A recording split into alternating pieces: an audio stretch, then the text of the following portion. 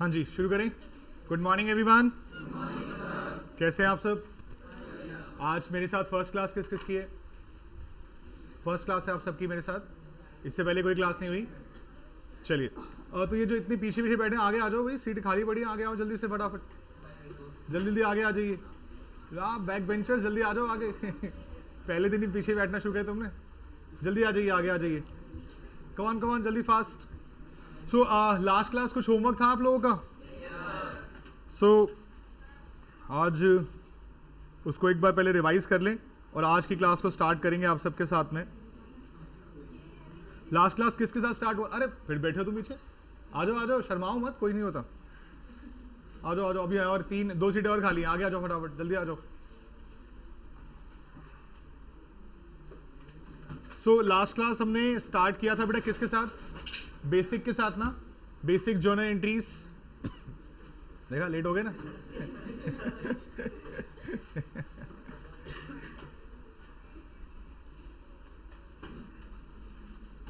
हमने बेटा last class start किया था बेसिक जर्नल एंट्रीज के साथ, और वो बेसिक जर्नल एंट्री डिस्कस करने से पहले मैंने बच्चों के साथ कुछ बेसिक रूल्स की बात भी की है।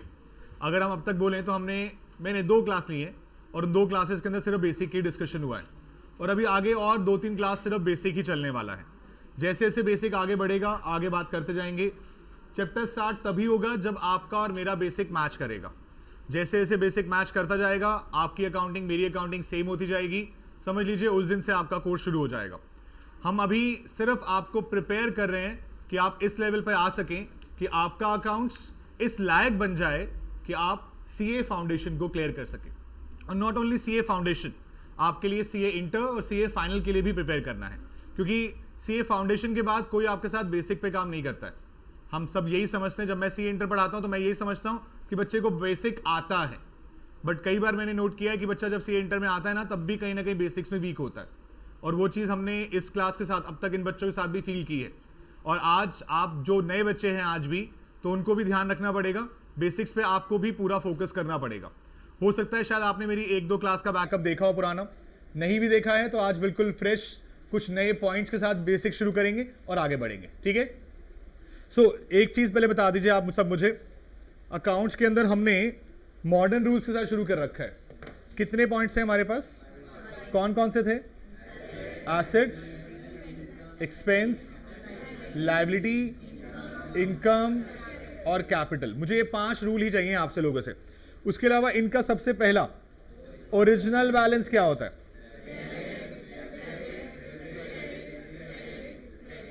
जब भी हम इनमें इंक्रीज करते हैं, क्या करते हैं हम इनमें? इंक्रीज। डेबिट वाला डेबिट रहेगा, क्रेडिट वाला क्रेडिट रहेगा। और अगर हम इनमें क्या कर रहे हैं? डिक्रीज करने पे क्या? Credit credit, debit debit debit. Clear है? तो अगर कुछ याद करना है ना, तो ये पहली लाइन याद करना बस, उसके अलावा कोई एंट्री याद नहीं करनी। सिर्फ क्या करना है? बेसिक रूल्स का एप्लीकेशन करना है। अगर आपने बेसिक रूल्स का एप्लीकेशन किया तो समझ लीजिए आपका अकाउंट्स बहुत अच्छा होने वाला है। और पिछली 2 क्लासेस के अंदर हमने डिफरेंस देखना शुरू कर दिया है कि अकाउंट्स में कैसे आप इंप्रूव कर सकते हैं। अब तक मैंने इनके साथ डिस्कशन किया है किस चीज का? सबसे पहली जो जर्नल एंट्री में 11th क्लास में पढ़ी थी, business started with cash. Dual aspect क्या था? Business started with cash, dual aspect. Yes, cash आया, एसेट बढ़ा, और दूसरी तरफ कैपिटल बढ़ा। कैश एसेट है, इंक्रीज पे क्या करेंगे? डेबिट करेंगे, और कैपिटल क्रेडिट करेंगे। तो एंट्री क्या बनी थी? Cash account debit to capital account. लेकिन अगर आपने वही बिजनेस किसी एसेट के साथ ही शुरू किया, फॉर एग्जांपल मशीनरी, तो फिर एंट्री क्या हो जाएगी? Machinery account debit to capital account. इसके रिगार्डिंग हमने 4 एंट्रीज भी की थी, जो क्वेश्चन आपके सामने डिस्कस भी हुआ था। फिर मैंने आपके साथ सेकंड पॉइंट डिस्कस किया, किसका था? परचेज किस किस चीज की हो सकती है? गुड्स की और एसेट्स की। एसेट को परचेज करना, एसेट इंक्रीज या डिक्रीज? इंक्रीज। कौन सा एसेट? जो परचेज किया। कुछ कम भी होगा? क्या कम होगा? कैश कम होगा। और अगर आप गुड्स परचेज करते हो तो क्या वो भी एसेट था?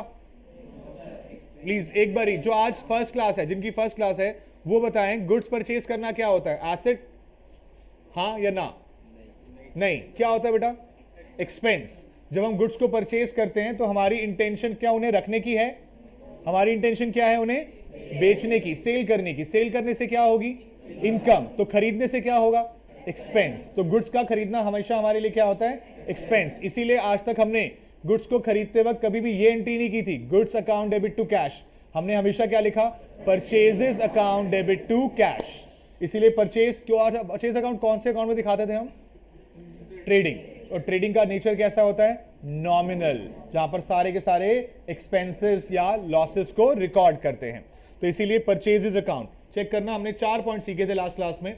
परचेज गुड्स फॉर कैश, क्या एंट्री थी? Purchase account debit to cash. ये कैश क्रेडिट क्यों हुआ? क्योंकि कैश गया, कैश कम होगा। कैश है क्या हमारे लिए? एसेट का ओरिजिनल। इंक्रीज पे, डिक्रीज पे। अगर आपने गुड्स को परचेज किया ऑन क्रेडिट, डुअल एस्पेक्ट बताइए। Goods purchase on credit ji,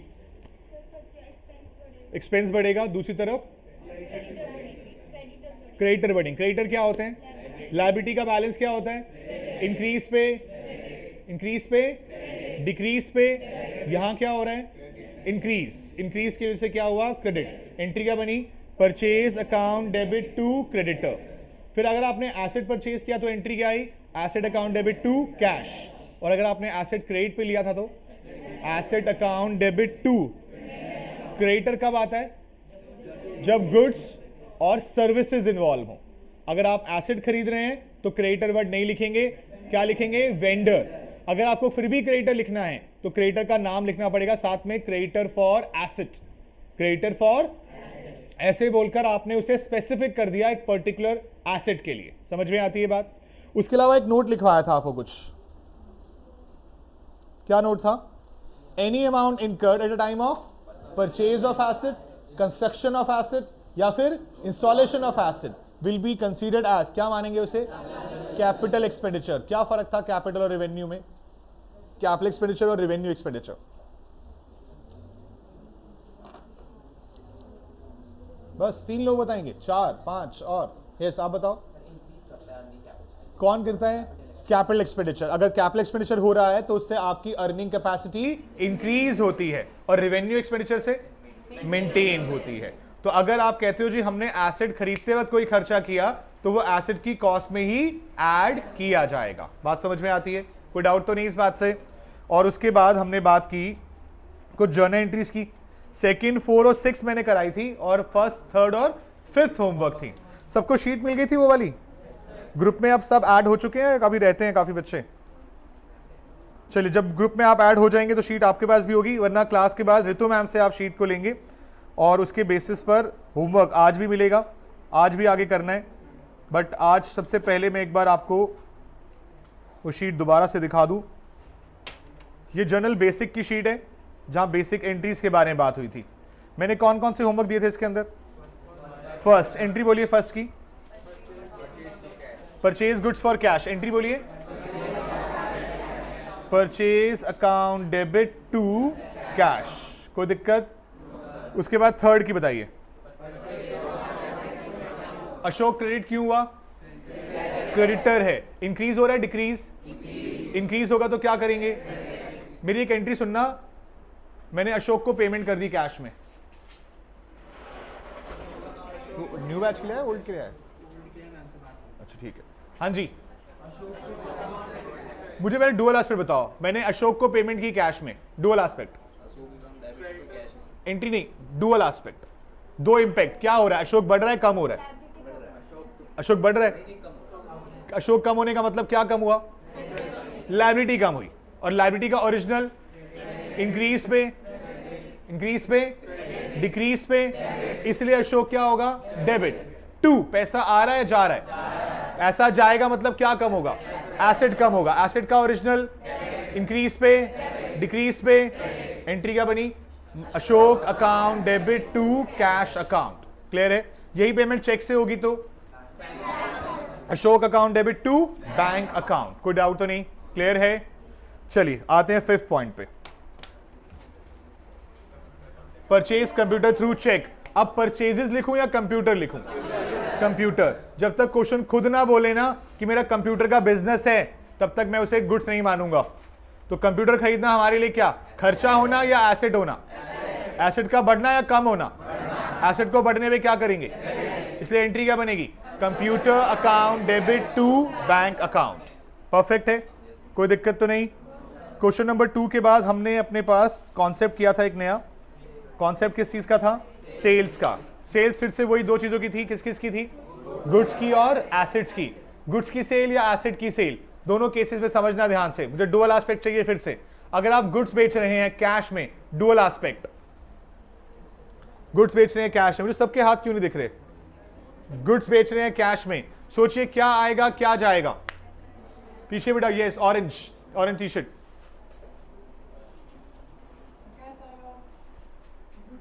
cash आएगा और गुड्स, गुड्स जाने से क्या होगा, हाँ क्या क्रेडिट होगा, इसलिए जाना जरूरी है। हर बच्चा नहीं बोल रहा है, शायद हर बच्चे को नहीं पता है, मुझे वो करवाना है ठीक, और आपको इसे समझनी पड़ेगी। अगर आपको नहीं पता है तो आपको पूछना भी पड़ेगा, बिना अपने आप बैठे बैठे नहीं आएगा, हर किसी को मेहनत करनी पड़ेगी, चाहे वो पूछने की मेहनत ही क्यों ना हो। तो कोई कौन बताएगा मुझे, अगर गुड्स जाएंगे तो उससे क्या होगा, इनकम बढ़ेगी, क्या बढ़ेगी, इनकम बढ़ेगी। गुड्स के जाने से एसेट कम मत बोलना, आपने गुड्स कभी एसेट की तरह दिखाया ही नहीं, अनटिल अनलेस वो क्लोजिंग स्टॉक है। अगर आप गुड्स को खरीदते हो तो खर्चा होता है, गुड्स को बेचते हो तो इनकम होती है, और इनकम बढ़ेगी या कम होगी, इनकम का ओरिजिनल मिक्स बोला, इनकम का ओरिजिनल क्रेडिट, इंक्रीज पे डिक्रीज पे, तो यहां पर क्या हो रहा है, इंक्रीज, इसीलिए हम क्रेडिट में क्या लिखते हैं, टू गुड्स टू सेल्स। समझ में आती है बात। तो एंट्री क्या बनी, cash account debit to sales account. Perfect है। अगर आपने वही गुड्स क्रेडिट पे बेचे हैं तो डुअल एस्पेक्ट, अब कैश होगा, अब कैश नहीं होगा, क्या होगा बेटा, पीछे पिंक में बताओ आप, यस कोई नहीं, आराम से बताओ। अगर आपने गुड्स बेचे क्रेडिट पे तो डुअल एस्पेक्ट क्या, उनका नाम डेबिट में आ रहा है, इसका मतलब क्या हो रहा है, आराम से कोई दिक्कत नहीं, सोच के बताओ। अगर मैं किसी को डेबिट में कर रहा हूं, जिसको मैं गुड्स बेच रहा हूं, यस क्या बनेगा मेरा, डेटर। डेटर क्या होता है, एसेट्स होते हैं, एसेट बढ़ रहे हैं कम हो रहे हैं, और एसेट बढ़ेंगे तो क्या करेंगे, डेबिट करेंगे। इंक्रीज पे भी क्या करते हैं, डेबिट, डिक्रीज पे क्या करते हैं, पॉइंट समझ में आता है। तो एंट्री बनी debtor debit to sales account. Sales वही सेम पार्ट है, बस कैश की जगह क्या आया, डेटर। तो रेडी रहिए, किसी की बारी भी आ सकती है। और मुझे डुअल एस्पेक्ट चाहिए, मुझे आपसे एंट्री नहीं चाहिए, बिल्कुल नहीं चाहिए एंट्री। एंट्री आप बनाना सीख जाएंगे, आपको याद भी है एंट्री। अगर मैं डायरेक्ट पूछूं ना, बताओ गुड सोल्ड ऑन क्रेडिट की एंट्री, सब बोलेंगे डेटा टू सेल्स। लेकिन जब मैं डुअल एस्पेक्ट पूछता हूं तो हर किसी का बेस सेम नहीं होता, मुझे बेस सेम करना है। जिस दिन बेस सेम हो गया, समझ लीजिए आपकी अकाउंटिंग सबकी सेम है, और फिर सबके लिए आसान है अच्छे मार्क्स को स्कोर करना। आप यहां बैठकर लिटरली पास हो जाएंगे, अकाउंट से बच्चा फेल नहीं होता। आप सब अपना 11th 12th का एक्सपीरियंस लेकर आ रहे हो, इतना तो आता है अकाउंट्स आपको। मेरा टारगेट पास कराने का नहीं, मेरा टारगेट आपको 80-90s के ऊपर ले जाना है, क्योंकि ये पेपर इतना स्कोरिंग है। और जब अभी आप लोग पढ़ना शुरू कर चुके होंगे, आपके बीच में एक पेपर आएगा जून 23 का, जो सीए फाउंडेशन का पेपर होगा। हम यहाँ क्लास में डिस्कस करेंगे, जितना हम कर चुके होंगे वो देखेंगे कि क्या हमें आता था या नहीं आता था, और बाकी पेपर भी कैसा आया था, मुश्किल आया, आसान आया। बट एक बात ध्यान रखना, आईसीआई समझते हैं आप सब क्या है, यस मैं हमेशा आईसीआई बोलूंगा क्योंकि आप शायद नए हैं, आपको शायद नहीं पता हो। Institute of chartered accountants of India, जो इंस्टीट्यूट हमें सीए कराने का पूरा अपॉर्चुनिटी दे रहा है, उसके अकॉर्डिंग वो अकाउंट्स का पेपर हमेशा अपनी बुक, उनका स्टडी मटेरियल उससे आता है। मॉड्यूल जिसे आप बोलें, स्टडी मॉड्यूल बोलें, स्टडी मटेरियल बोलें, कुछ भी बोलें, समझ लीजिए आईसीआई हमारे लिए एक मंदिर है और वो मंदिर का प्रसाद है। अगर वो नहीं खाया तो मार्क्स अच्छे नहीं आने वाले, वो करना बहुत जरूरी है। हमारी बुक जरूर मिलेंगी, लेकिन वो कॉन्सेप्ट बिल्डअप के लिए मिलेंगी, प्रैक्टिस के लिए मिलेंगी, लेकिन पेपर कहां से आएगा, आईसीआई मॉड्यूल से। तो हमारा पूरा फोकस उस पर रहेगा, क्योंकि 100 मार्क्स से ऊपर का पेपर भी वहां से आ चुका है। अभी थोड़े 2 टाइम पहले 125 मार्क्स का पेपर आया फाउंडेशन का, टोटल मिलाकर विद चॉइस 113 मार्क्स का, डिट्टो एग्जैक्टली मैच करता था किससे, आईसीआई मॉड्यूल से। जब पता है कि 113 मार्क्स का सेम आने वाला है तो उसे क्यों ना किया जाए, ये आपको फोकस रखना है पूरा। मैं कभी भी जब भी बोलूं मॉड्यूल करना है तो करके आना है, क्योंकि आपको एक कंसिस्टेंसी मेंटेन करनी पड़ेगी। जब आप कंसिस्टेंसी मेंटेन करेंगे समझ लीजिए आप सही मार्क्स की तरफ जा रहे हैं। और अकाउंट्स लिटरली बहुत आसान है, फाउंडेशन की अकाउंट्स मैं सच बोलूं आपको 12th से भी आसान लगने लगेगी, बट सिर्फ मॉड्यूल कर लिया तो, ये ध्यान रखना, ठीक है। चलिए आगे चलते हैं, आगे की पॉइंट बात करते हैं। अब आपने क्या बेचा बेटा? एसेट। एसेट बेचने पे क्या आएगा, क्या जाएगा? कैश आएगा, एसेट जाएगा। एक एसेट बढ़ेगा, एक एसेट जो बढ़ेगा वो क्या करेंगे, जो कम होगा क्या करेंगे? एंट्री क्या बनेगी? Cash account debit to asset account. लेकिन अगर वही एसेट क्रेडिट पे बेचा तो फिर वेंडर का उल्टा था ना, क्या? वेंडी। ऑल्दो हमें हमेशा नाम लिखा मिलता है, हमें नाम ही लिखना होगा, लेकिन अगर नाम नहीं लिखा है तो इन दैट केस क्या आ जाएगा? वेंडी। ये परचेजर है सेलर है? बोलिए, परचेजर। हम तो बेच रहे हैं ना, तो सामने वाला हमारे लिए कौन हुआ? परचेजर। तो यहां पर ये purchaser kind of vendee, debit to asset account. कोई डाउट तो नहीं?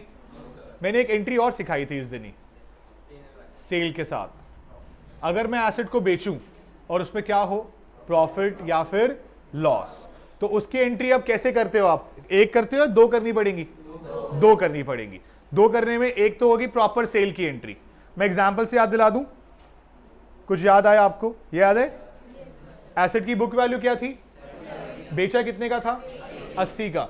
जो नए बच्चे हैं वो बताएंगे प्लीज, पुराने वाले नहीं, नए वाले चाहिए मुझे। अगर आप एसेट बेच रहे हो ये वाला, 70 का एसेट कितने बेचा? 80 में, तो पैसा कितना आया? 80। कैश कितने से डेबिट? 80 से। टू एसेट कितने से क्रेडिट? ये फर्क। एसेट अगर आप 70 से करते हो तो प्रॉफिट लॉस कितना बुक कर लोगे? लेकिन जब आप इसकी पोस्टिंग करोगे एसेट अकाउंट में कितना लिखोगे? आप हमेशा लिखते आए हो कितना? 80, क्योंकि आप एंट्री इसके हिसाब से पोस्ट करते हो। एंट्री क्या होती है? बैंक टू एसेट कितने से? 80, और फिर प्रॉफिट कितने का? 10। ये दोनों अलग अलग एंट्री बुक होती हैं, क्योंकि आप पोस्टिंग भी इसी की करते हो। मैं आपको दोबारा दिखाऊं एक बारी, ये लीजिए बेटा, एसेट का WDV कितना? 70, सेल कितने पे किया? 80। लेट्स से मशीनरी थी। अब बताइए पैसा कितना आया? Cash account debit 80 to machinery 70 to PNL 10। हम ये बोल देते हैं। अब मैं आपसे कहता हूं ये लीजिए, ये रहा मशीनरी अकाउंट, इसका ब्रॉड डाउन कितना पड़ा है? 70। अब आपने मशीन बेची, कितने की बेची? 80 की। बताइए मशीनरी अकाउंट में बाय बैंक कितना लिखूं? अब आप 80 बोल रहे हो, इसकी एंट्री बोलना।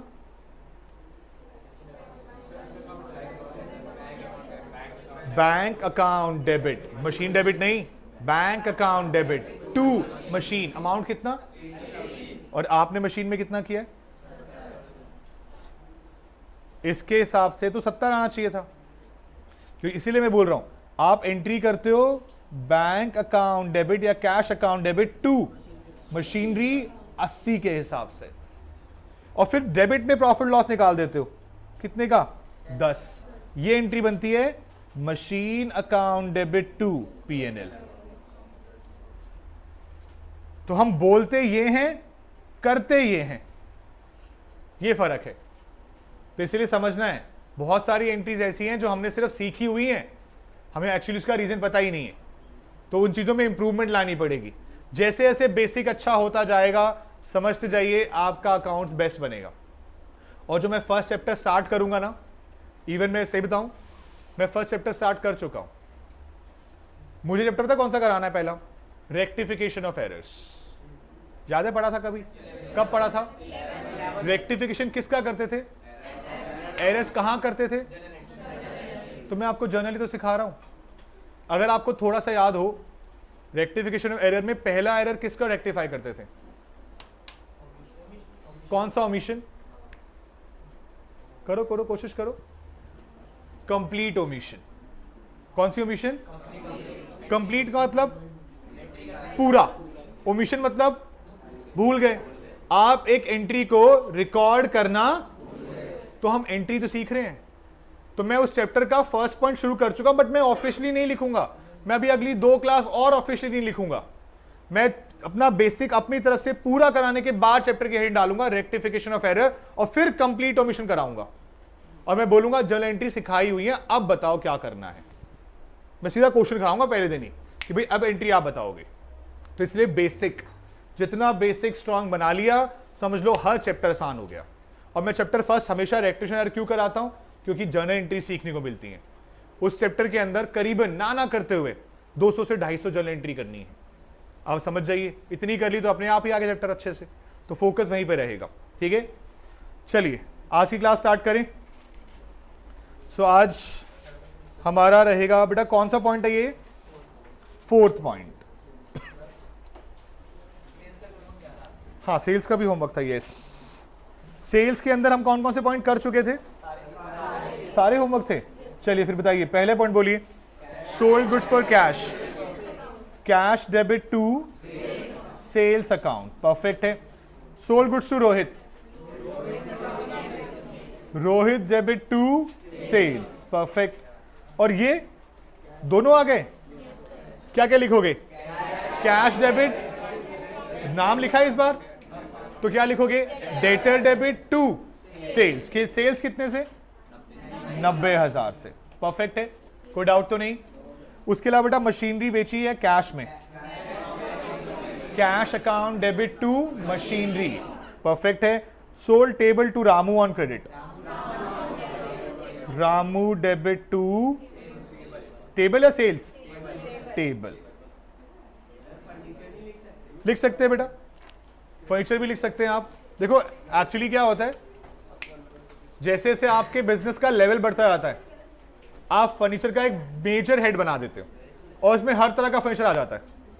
अब सोच के बताना, मेरा ये बिजनेस है, मेरे बिजनेस में ये फर्नीचर है या नहीं है, और जिस कुर्सियों पे आप बैठे हो वो है या नहीं है, सोचिए। चेयर्स पे आप बैठे हैं, क्या ये फर्नीचर है या नहीं है, ये भी है। तो मैं इसको टेबल बोलूं, इनको चेयर बोलूं तो अलग अलग हो सकता है, और इनको कंबाइन कर दूं तो क्या बोलूं, फर्नीचर। पॉइंट समझ में आता है।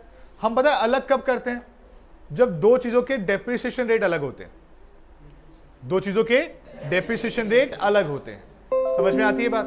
फॉर एग्जांपल के लिए जब आप आगे बढ़ेंगे, सीए इंटर लेवल पे पहुंचेंगे तो आपको सिखाया जाएगा कि डेप्रिसिएशन लगाने के लिए रेट स्पेसिफाइड है।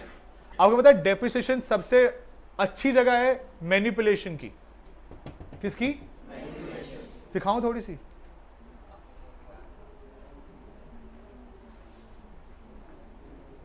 आप लोगों ने सुना होगा सीए टैक्स बचाता है, हम उसको टैक्स बचाना नहीं बोलेंगे, मतलब देखो एक होती है टैक्स मैनिपुलेशन और एक क्या होती है, टैक्स प्लानिंग।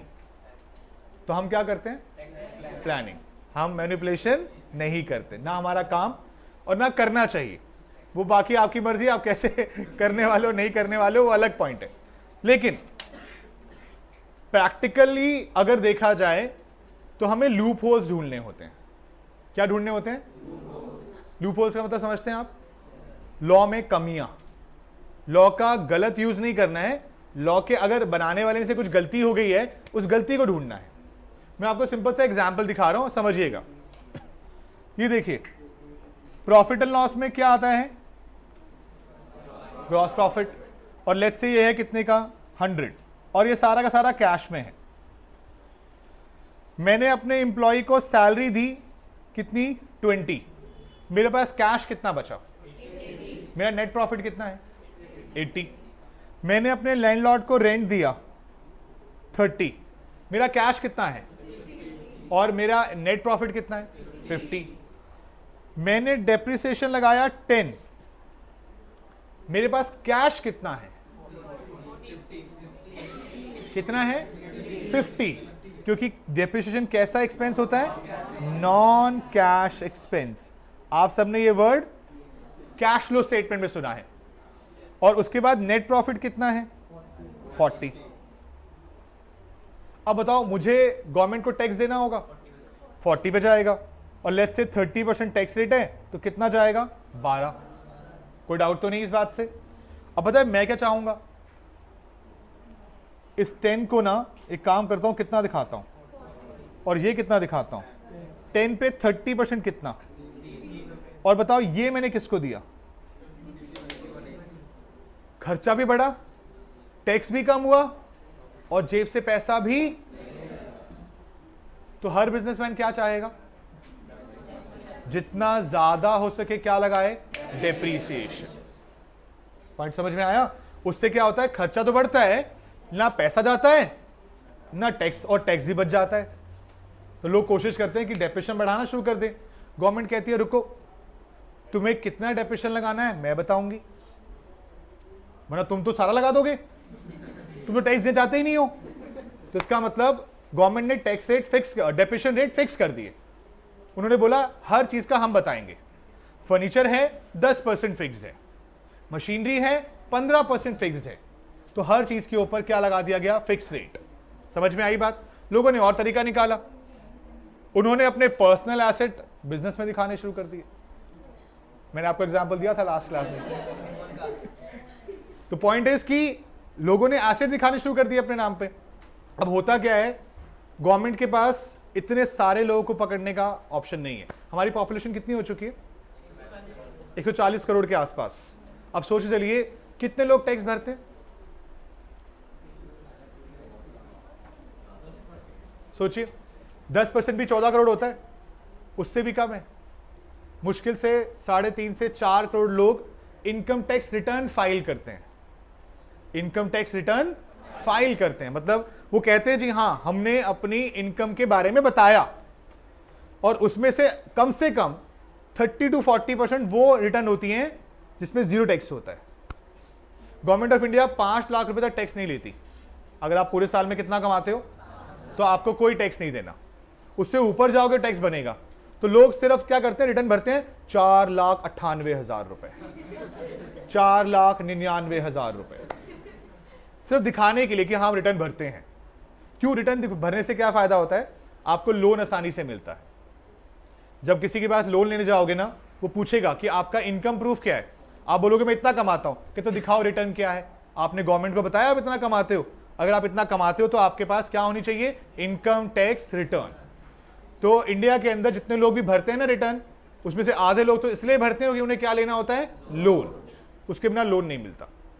और जो जेन्युइनली बिजनेस कर रहे हैं, जो रिटर्न फाइल करते हैं, वो रिटर्न के बेसिस पर अपना टैक्स कुछ इस तरह से बचाने की कोशिश करते हैं। पॉइंट समझ में आता है?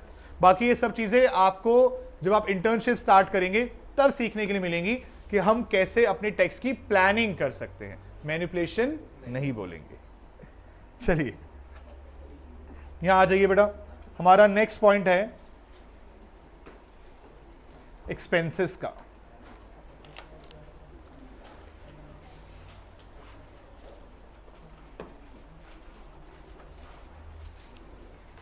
ऑल्दो मैं एक्सपेंसेस के बारे में और बहुत डिटेल में बात करूंगा, मुझे जो वर्ड आपके साथ डिस्कस करना होगा ना, अभी लिखेंगे नहीं आप इस चीज को, आप देखेंगे सिर्फ जो एक्चुअल वर्ड है ना वो ये है।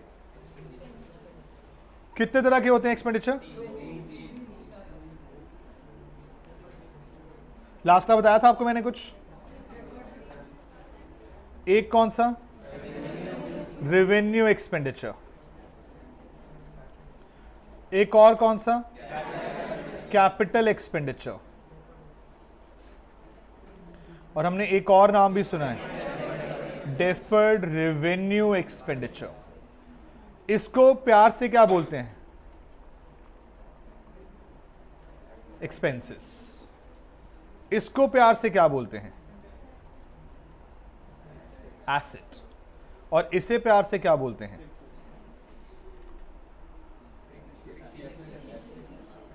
सुना है ना वर्ड ये वाला भी?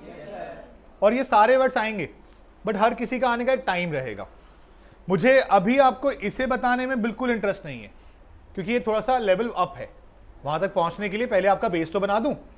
बट अभी मैं किस पे बात कर सकता हूं? Revenue expenditure. तो जब मैं कभी वर्ड लिखूं ना एक्सपेंसेस, तो इसका मतलब मैं कौन से खर्चे की बात कर रहा हूं? Revenue expenditure. एग्जाम्पल दीजिए कोई। सैलरी, रेंट, वेजेस, परचेजेस, बिल्कुल सही। और सोचिए 4 ही खर्चे जिंदगी में बस। डेप्रिसिएशन, परफेक्ट है। Repair maintenance, electricity, miscellaneous expenses, power and fuel, bad debts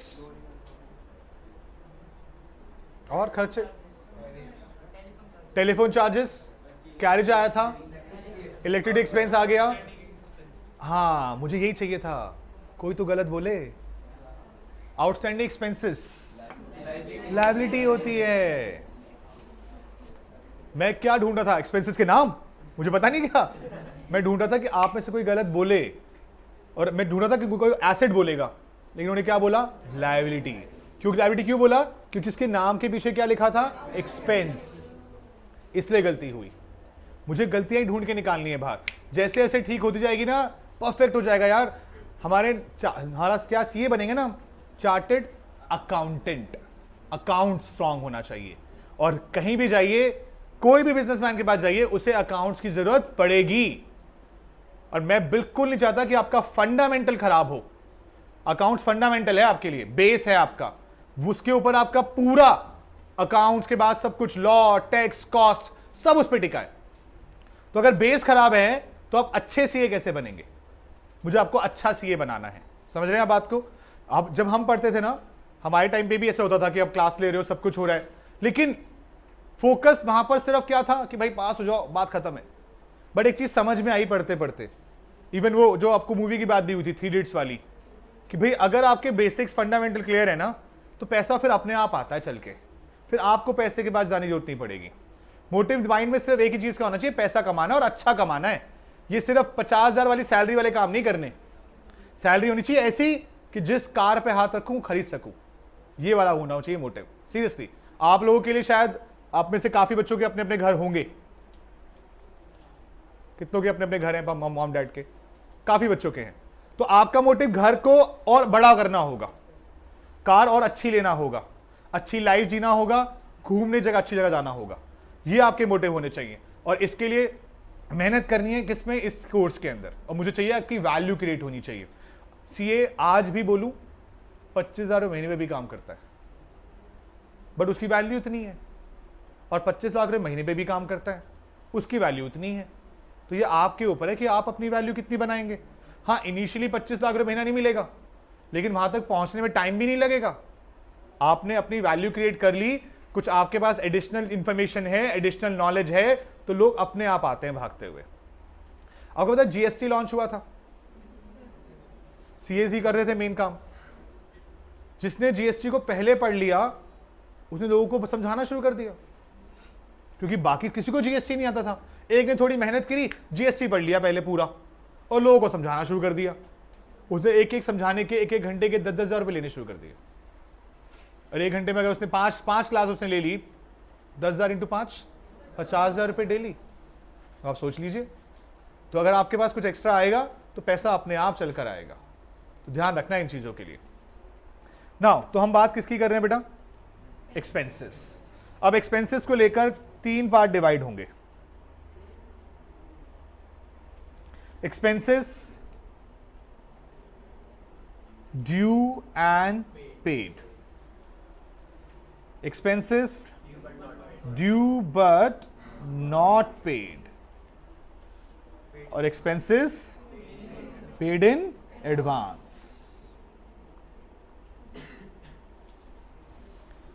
इन 3 के अलावा एक्सपेंसेस में कुछ है भी नहीं, और मुझे ये तीनों आपके चेक करने हैं आज कितने स्ट्रांग हैं आप इसके अंदर। आप में से काफी बच्चों को आता होगा, बट मुझे एंटी नहीं चाहिए, मुझे क्या चाहिए? Dual aspect. तो आप इस पे पूरा फोकस करने वाले हैं। मैं एक एक के ऊपर रिगार्डिंग बात करूंगा, नोटिंग इसके बाद करवा दूंगा, या फिर शीट फिर से ग्रुप में आ जाएगी, बाद में नोट कर लीजिएगा। समझने पे ज्यादा ध्यान दें, बेटर रहेगा हमारे लिए। बेटा expenses due and paid, dual aspect कौन बताएगा? Expenses due and expenses paid, dual aspect. करिए करिए, कोशिश करिए। जो हाथ नहीं उठाएंगे ज्यादा ध्यान मेरा उनके ऊपर है, तो इसलिए ध्यान रखिएगा। आप बचने की कोशिश करेंगे तो फंसेंगे। एक्सपेंसेस ड्यू एंड पेड, कोशिश। शर्ट, ग्रे शर्ट, यस, या ड्यू एंड पेड सोचना पड़ेगा। आज फर्स्ट क्लास है, सीए किसके कहने पे कर रहे हो?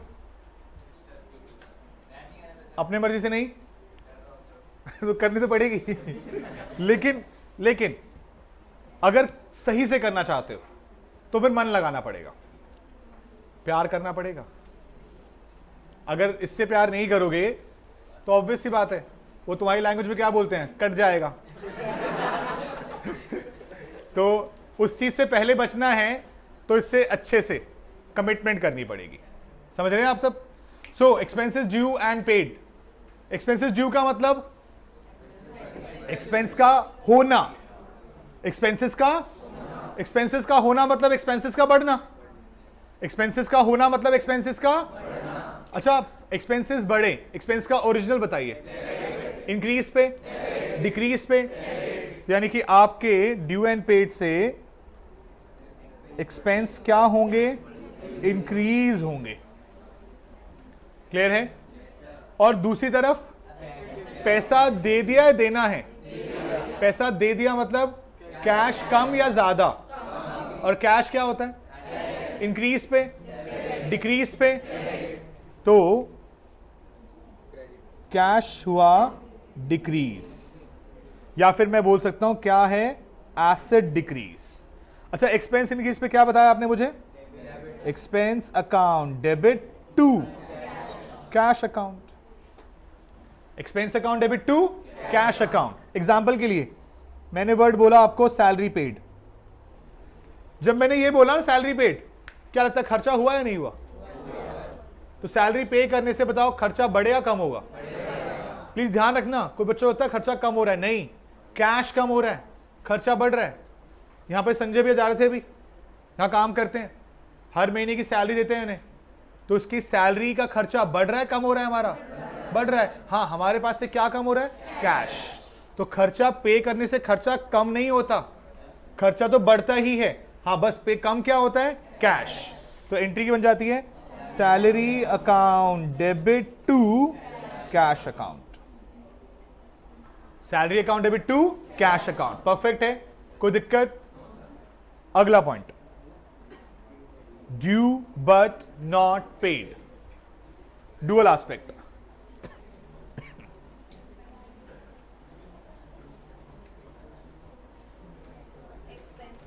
एक्सपेंस बढ़ेगा, देखो ड्यू से एक्सपेंस बढ़ेगा, यस, और लायबिलिटी भी बढ़ेगी। क्या बढ़ेगी? तो ये लीजिए, एक्सपेंस आपका इंक्रीज और दूसरी तरफ लायबिलिटी आपकी इंक्रीज। क्लियर है बेटा? आप बताओ, एक लायबिलिटी इंक्रीज क्यों हुई?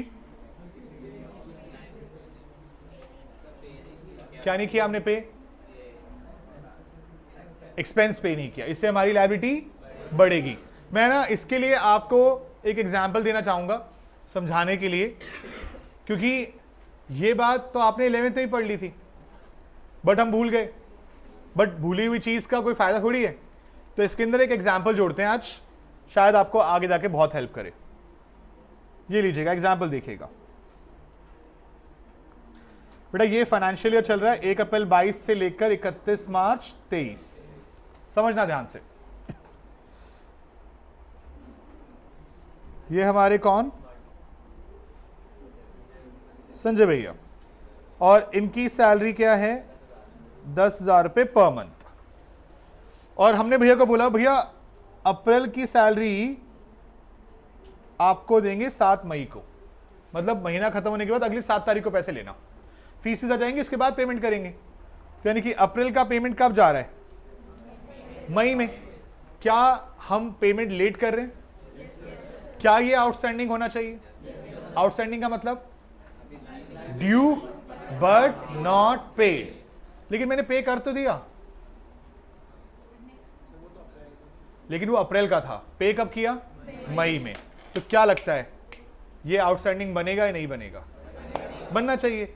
लेकिन आउटस्टैंडिंग जैसी चीजें ना हम हर मंथली बेसिस पे नहीं बनाते, हम बनाते हैं ईयरली बेसिस पर। तो इसलिए लोग ना 7 मई को भी सैलरी पे करने की एंट्री क्या करते हैं, सैलरी डेबिट टू कैश। कितने से?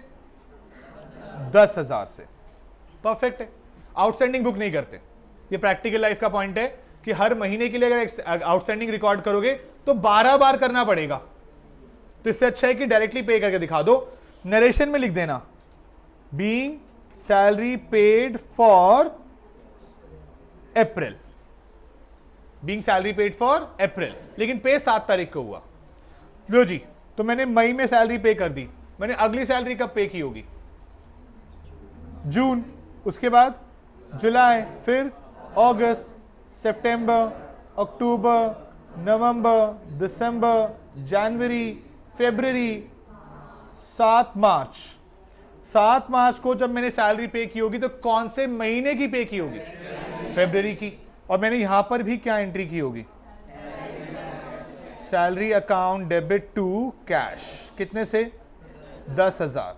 आप बताओगे मैंने अब तक कितनी बार सैलरी पे की है? चेक करिए, 1 2 3 4 5 6 7 8 9 10 11। तो मैं अब तक सैलरी को डेबिट कर चुका हूं कितनी बार? 11 बार। मल्टीप्लाई करके 1,10,000। कोई डाउट? पॉइंट क्लियर है? 1,10,000 से बात समझ में आती है? नेक्स्ट पॉइंट, ये मार्च का महीना है, इसकी सैलरी कब पे होगी? कब होगी? 7 अप्रैल। परफेक्ट है, कोई दिक्कत तो नहीं? क्या भैया ने काम 11 महीने किया है? कितने महीने किया है? 12 महीने। क्या मैं कह सकता हूं कि सैलरी ड्यू हुई 10,000 इंटू 12 महीने के लिए? 1,20,000। सैलरी ड्यू कितने के लिए हुई? 1,20,000। 10,000 इंटू 12।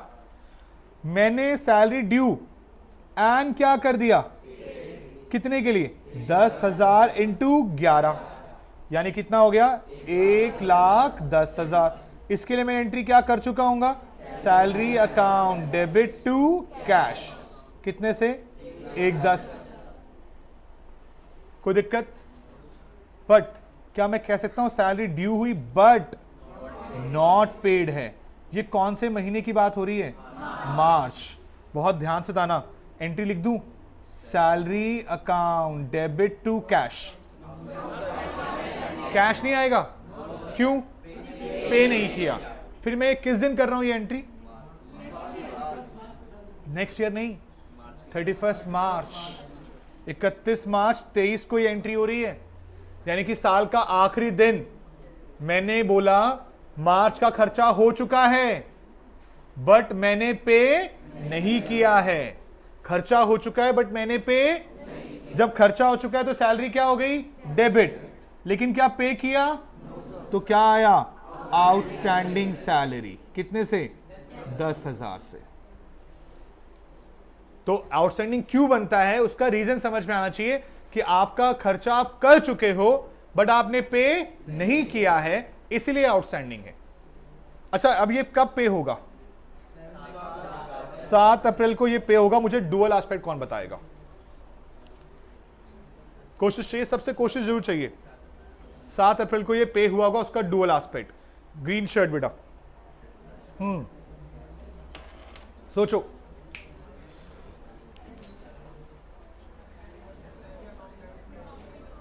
क्या पे कर रहे हो आप? सैलरी कहां पे कर रहे हो आप? तो पिछले साल की सैलरी पे कर रहे हो। समझ रहे हो फर्क? समझ रहे हो? मुझे पूछना जरूरी है। आप लोगों को एंट्री नहीं पता होती कई बार, और डुअल एस्पेक्ट तो बिल्कुल पता नहीं होता। आप बताओ बेटा। लायबिलिटी कम होगी। देखो, आपको आगे जाकर सैलरी पे नहीं करनी है, आउटस्टैंडिंग सैलरी पे करनी है। और आउटस्टैंडिंग सैलरी आपके लिए क्या? लायबिलिटी। लायबिलिटी को पे करोगे तो लायबिलिटी कम होगी। लायबिलिटी का ओरिजिनल बैलेंस इंक्रीज पे, डिक्रीज पे। तो यहां पर एंट्री होगी आउटस्टैंडिंग सैलरी अकाउंट डेबिट। कितने अमाउंट से? 10,000 से। समझ रहे हो? हमें ये तो पता है सैलरी टू आउटस्टैंडिंग सैलरी है, बट आगे जाकर क्या होता है उसका वो भी पता होना चाहिए। तो यहां पर हमारे पास यहां क्या बनेगा? एंट्री क्या बनी? Expense account debit to outstanding expense. और एग्जाम्पल के लिए सैलरी क्या की थी बेटा? Due but not paid. और एंट्री बन जाती है क्या? Salary account debit to outstanding salary. Point clear? कोई डाउट तो नहीं? तो मुझे अंडरस्टैंडिंग चाहिए। अगर आपको अभी भी लगे कि सर दिक्कत है तो प्लीज पूछें, क्योंकि अगर आपने पूछा नहीं तो आपने सीखा नहीं, और सीखा नहीं तो फिर सीए वर्ड लगना आसान भी नहीं है। फाउंडेशन में तुक्का लग जाएगा, पास हो जाओगे, और वो सबसे ज्यादा खतरनाक है। क्यों? क्योंकि इंटर बाहर निकलने नहीं देगा। वो इंटर एक, क्या कहते हैं उसे, दलदल है। उससे अगर बाहर निकलना है तो उसके लिए प्रिपेयर होकर जाना पड़ेगा। आप फाउंडेशन के बेस पर वहां कूद तो जाओगे, लेकिन वो आपको अंदर खींच लेगा। लिटरली सीए जिंदगी बनाता है और उससे ज्यादा बिगाड़ भी सकता है। इफेक्ट है, लिटरली इफेक्ट है। अब मैं आपको एक एग्जांपल देता हूं मेरे अपनी पर्सनल लाइफ के पॉइंट ऑफ व्यू से। मेरे सीए इंटर में अकाउंट्स में आए 77 मार्क्स, मेरे दोस्त के आए 95 मार्क्स। दोनों ने सेम उसी घर बैठ के पढ़ाई करी, पूरा एक महीना अच्छे से सब कुछ किया, बट उसके 95 मेरे 77, मुझसे कुछ गलती हो गई। उसका 95 आना ओवर कॉन्फिडेंस में ले गया। हमने दोनों ने जब सीए फाइनल के एग्जाम दिए, मैंने पहली बार दिया, उसने पहली बार दिया, मेरा एक पेपर क्लियर हुआ। क्लियर होने का मतलब एग्जेम्पशन होती है अकाउंट्स, उसमें कुछ पेपर्स के अंदर अगर 60 प्लस मार्क्स ले आओ तो एग्जेम्पशन आ गई, तो बाकी 7 पेपर को और हम ओवरऑल निकाल नहीं पाए, वो भी फेल। मैं एक पेपर पास, 7 फेल एक तरह से। अगली बार मैंने दिए, 7 निकल गए, उसके आज तक नहीं निकले। मुझे बने हुए 11 से 12 साल हो चुके हैं। सोचो, थक हार के उसे अपने डैड का बिजनेस, ज्वेलरी बिजनेस था, अच्छा खासा बिजनेस था, वो ज्वाइन कर लिया। लेकिन कोशिश बहुत की, लेकिन वो एक ओवर कॉन्फिडेंस, पता है जिसके अकाउंट्स में 95 आए, वो सीए फाइनल के पहले 5 अटेम्प्ट में अकाउंट्स में पास ही नहीं था, 40 मार्क्स नहीं आ रहे थे। सोचो 95 वाला बंदा 40 नहीं ला पा रहा, ओवर कॉन्फिडेंस। तो बहुत चीजें हैं यहां पर समझने वाली कि आपको अगर कोई चीज आ गई है तो उसका मतलब ये नहीं कि आप चैंप बन गए। भाई आपको बहुत कुछ सीखना है, भी बहुत कुछ। मैं आज तक सीख रहा हूं यार। कितनी चीजें ऐसी हैं जो हमें लगता है कि आज हमने कुछ नया सीख लिया। कई बार कोई बच्चा क्वेश्चन पूछता है, हो सकता है कि इसने एक नया वर्ड पूछा है हमसे, नई बात हमसे पूछ ली आज। तो आपकी सोच अभी बहुत इतने लेवल पर भी नहीं है, उसे बहुत बड़े लेवल पर जाना है। और कल को क्या पता आपको मौका मिले यहां से बाहर जाने का, इंटरनेशनल अकाउंटिंग सीखने का। आप सबने नाम सुना होगा IFRS, तो आपको बहुत मौके मिलेंगे लाइफ में। तो अपनी सोच को छोटा नहीं करना है, सोच को बड़ा करना है, और लिटरली मन से बैठो। अगर आपको लगता है कि आपका मन नहीं है इसमें, तो आज ही अलग हो जाओ, क्योंकि आगे जाके फंस जाओगे तो अपनी लाइफ खराब, पेरेंट्स के भी सपने खराब। अगर आपको लगता है कि आपका इंटरेस्ट यहां पर नहीं बन रहा है तो पहले ही निकल लेना। मैं लिटरली मैं जाके बन रहा हूं, मेरा तो बिजनेस का नुकसान है इससे, लेकिन जेन्युइन बात है। बीइंग अ सीए मैं कभी नहीं चाहता कि कोई गलत तरह से फंसे। अगर आपको लगता है कि नहीं हमें ये करनी ही है, तो भाई फिर मन से करना, क्योंकि मन से करी हुई चीज ही हो पाएगी। जबरदस्ती किसी के प्रेशर में बैठोगे ना, ये करियर बिगाड़ देगी। फिर 2-3 साल के बाद चेंज करना पड़ रहा हो करियर, क्या फायदा। इसीलिए पूरा फोकस चाहिए, मन चाहिए, इच्छा चाहिए। ये है तो सीए फर्स्ट अटेम्प्ट में हो। गलतियां हो सकती हैं, थोड़ी बहुत सबसे होती हैं, लेकिन पहली बारी में अटेम्प्ट क्लियर करना बहुत आसान है। गलतियां होती हैं बस, और कुछ नहीं। मैंने भी गलती की, रह गया, अगली बारी नहीं की, पास हो गया। तो आपके ऊपर है, आप गलतियां कब ढूंढ लोगे, समझ जाओगे, ठीक हो जाएगा। लेकिन अगर गलतियां नहीं ढूंढी, वही रिपीट करते रहे कि हो जाएगा अपने आप कुछ नहीं होता। समझ रहे हो? हाँ बेटा, डाउट क्या था आपका? ड्यू और नॉट पेड का आपसे डिस्कस करेंगे। खर्चा हुआ या नहीं हुआ? भैया ने मार्च में काम किया या नहीं किया है? तो खर्चा तो हुआ। आपके हिसाब से खर्चा तब होता है जब पैसा जाता है? नहीं। अगर मैं इस प्रॉपर्टी को यूज कर रहा हूं और मैंने अब तक रेंट नहीं दिया, तब भी मेरा खर्चा तो हुआ है। तो इसका मतलब कभी भी इस चीज को बेस मत बनाना कि पैसा नहीं गया है। अगर आपने सर्विस ले ली है तो खर्चा हो गया है। अच्छा, खर्चा हो चुका है अब आपके हिसाब से? एक्सपेंस इंक्रीज हो रहा है, डिक्रीज हो रहा है? इंक्रीज हो रहा है। एक्सपेंस का ओरिजिनल क्या होता है? इंक्रीज पे डेबिट, तो एक्सपेंस अकाउंट डेबिट। दूसरी तरफ पैसा दे दिया है या देना है? एसेट है या लायबिलिटी है? लायबिलिटी बढ़ रही है कम हो रही है? लायबिलिटी का ओरिजिनल बैलेंस क्या? इंक्रीज पे, तो 2 आउटस्टैंडिंग एक्सपेंस। मुझे दोबारा बताने में कोई दिक्कत नहीं होगी, लेकिन आप पूछने वाले बनो और मैं बताऊंगा, क्योंकि ये जो 3, 4, 5 क्लास होंगी ना, ये बेसिक है। जब एक बार ये चीज आपको समझ में आ गई तो फिर मुझे आगे बताने की जरूरत नहीं पड़ेगी, आगे आपको खुद आती होगी। मैं पहली 5 क्लास क्यों लगाता हूं बेसिक पे? क्योंकि मेरी आगे आने वाली 70 क्लासेस आसान हो जाए। अगर मैं ये 5 ना लगाऊं तो मेरे 70 में रोज ये दिक्कत आएगी, किसी को जनरल एंट्री नहीं आती, किसी को डेबिट क्रेडिट नहीं आता, वो पंगा रहता है। तो मेरी 75 क्लासेस के कोर्स में 5 क्लास सिर्फ किसकी हैं? बेसिक की। हाँ जी, यस। वो जो ऑलरेडी था उसी को बढ़ना बोला है मैंने। पे करने से एक्सपेंस का बढ़ने का पॉइंट नहीं है। आपने आज अप्रैल का महीना चल रहा है, आपने पूरे महीने अप्रैल का काम कराया एम्प्लॉय से, उसने पूरे महीने आपके लिए काम किया, क्या आपका खर्चा हुआ या नहीं हुआ? हुआ। खर्चा होने के बाद आपने उसे पैसे देने या नहीं देने? देने। आपने पैसे दे दिए। अब 1 महीना हो चुका है, 10,000 के सैलरी, 10,000 कैश गया। अब अगले महीने उसने फिर काम किया। अब आप क्या बोलोगे, इन 2 महीने में कितना खर्चा हुआ? 10 या 20? 10 मिलाकर 20। ऐसे 12 महीने में कितना किया? 1,20,000। तो इसका मतलब जैसे जैसे आप काम करते जाओगे आपका खर्चा बढ़ता जाएगा। जी, और कोई डाउट किसी का? कर सकते हैं अगले पॉइंट की बात? चलिए, अगला पॉइंट बहुत इंपॉर्टेंट है। क्या वर्ड लिखा है? Expenses paid in advance. Journal entry बताओ। Yes, prepaid expense account debit to cash. बिल्कुल सही। Yes, journal entry. Dual aspect नहीं पूछा मैंने इस बारी, मैंने जर्नल एंट्री पूछी है। To expense, prepaid expense to cash. पीछे बेटा, टू कैश। दोनों ठीक है। ये बात हमारी फर्स्ट क्लास में आई थी, अगर आपको याद हो तो। 2 एंट्री, और वो 2 क्यों हैं मुझे वो समझानी है, समझना बहुत ध्यान से। मैंने कहा था 2 होती है, लेकिन 2 समझाई नहीं थी, मैंने कहा था समझाऊंगा। अब आ गया पॉइंट उन चीजों का। एग्जाम्पल देखेंगे फिर से।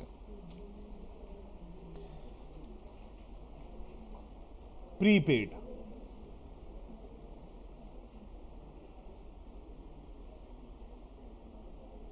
सुनिएगा ध्यान से बेटा। फिर से वही फाइनेंशियल ईयर क्या? 1 अप्रैल 22 से 31 मार्च 23।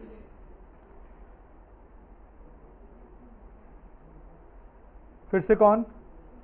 संजय भैया। क्या सैलरी थी इनकी बेटा? 10,000 पर मंथ। और वो सैलरी उन्हें हम कब कब दे रहे हैं? हर महीने की 7 तारीख। और उन्हें मान लेते हैं 1 अप्रैल को ही ज्वाइन किया है, यानी कि इससे पहले काम नहीं कर रहे थे। तो अब उनको अप्रैल की सैलरी मैंने कब दी? 7 मई। कितना दिया? 10,000। मई आ गया। उसके बाद जून, जुलाई, अगस्त, सितंबर, अक्टूबर, नवंबर, दिसंबर, जनवरी, फरवरी और 7 मार्च। मैंने फिर से कितना दिया? मैं अब तक भैया को कितने पैसे दे चुका हूं? मैं अब तक क्या एंट्री कर चुका हूं? Salary account debit to cash. कितने से? 1,10,000। कोई दिक्कत तो नहीं? आज 31 मार्च है, ईयर एंड। संजय भैया आते हैं और कहते हैं सर क्या आप मुझे जो सैलरी 10 तारीख को देने वाले हो, सॉरी 7 तारीख को देने वाले हो, क्या आज दे सकते हो? मैंने कहा ले लो। क्या वो मुझसे क्या एडवांस मांग रहे हैं? सुनिए मेरी बात फिर से। 31 मार्च को उनका महीना खत्म हो गया और वो आए, कहते सर जो आप सैलरी 7 अप्रैल को देने वाले हो क्या वो आज दे सकते हो? मैंने 10,000 रुपए निकाले और दे दिए। क्या मैंने उन्हें एडवांस सैलरी दी है या नहीं दी है? कितनों को लगता है नहीं दी है? कितनों को लगता है दी है एडवांस? एडवांस का मतलब क्या बेटा आपके हिसाब से? टाइम से पहले। टाइम से पहले अगले महीने का पहले या इसी महीने का पहले? मैं क्या उन्हें अप्रैल की सैलरी मार्च में दे रहा हूं या मार्च की सैलरी ही मार्च में दे रहा हूं? क्या वो मुझसे ये कह रहे हैं कि सर मैं अप्रैल में काम करूंगा उसके पैसे आज दे दो? वो कह रहे हैं सर 31 मार्च हो गई, महीना खत्म हो गया, आज मुझे गांव जाना है, मुझे पैसे आज चाहिए। तो एडवांस थोड़ी मांग रहे हैं, वो तो अपनी मेहनत का मार्च का महीना मांग रहे हैं। तो इसका मतलब जो यहां पैसा जाएगा वो एडवांस नहीं है। एंट्री बताओ इस मार्च की पेमेंट की। Salary account debit to cash. मेरे अकाउंटेंट ने भी ये एंट्री डाली, कितने अमाउंट से? 10,000 से। किसी को कोई दिक्कत? हाँ जी।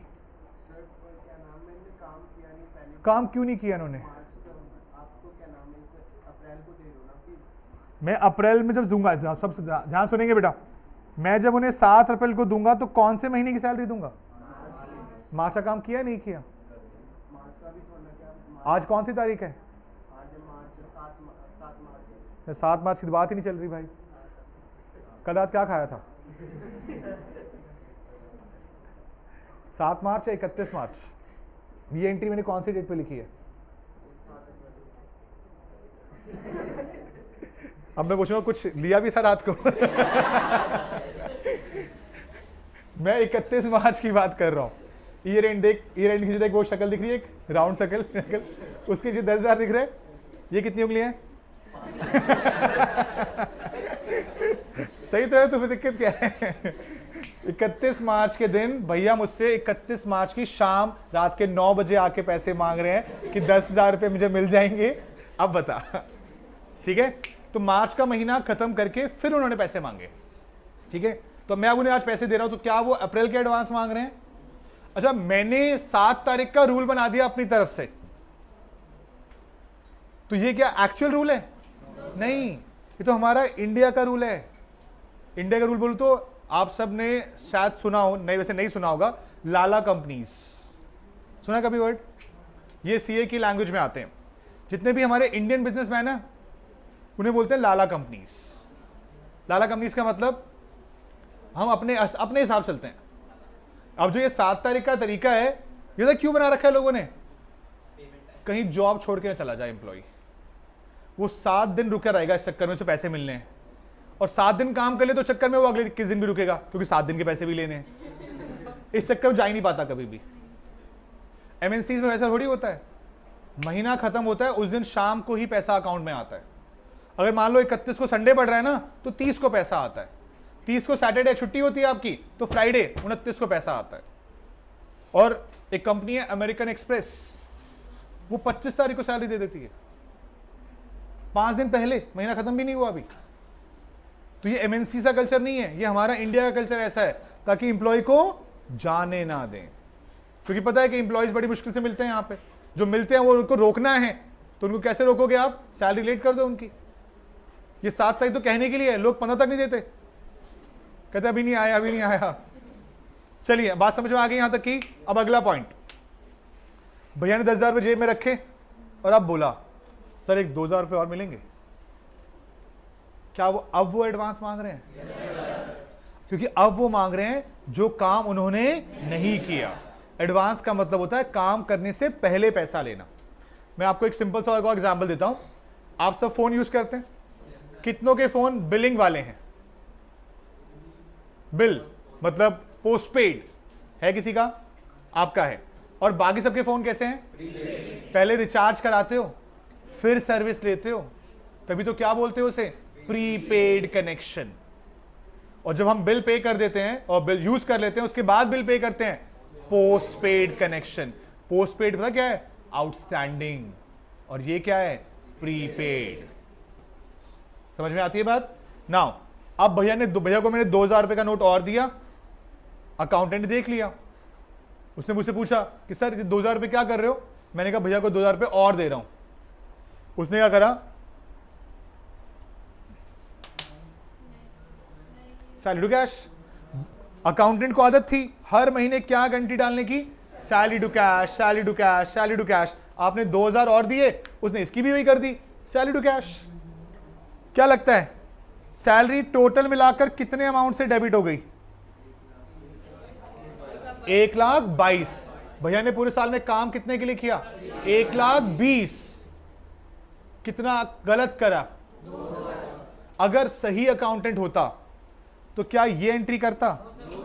सही अकाउंटेंट कहता जी 31 मार्च को एक एंट्री तो होनी थी सैलरी टू कैश 10,000 और एक एंट्री होनी थी प्रीपेड सैलरी।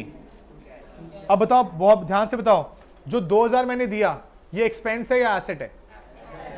एसेट है। क्यों? क्योंकि इसका बेनिफिट मैंने अभी तक तो 2,000 रुपए मेरे लिए क्या है? एसेट। एसेट बढ़ रहा है कम हो रहा है? एसेट का ओरिजिनल इंक्रीज पे प्रीपेड सैलरी डेबिट कितने से?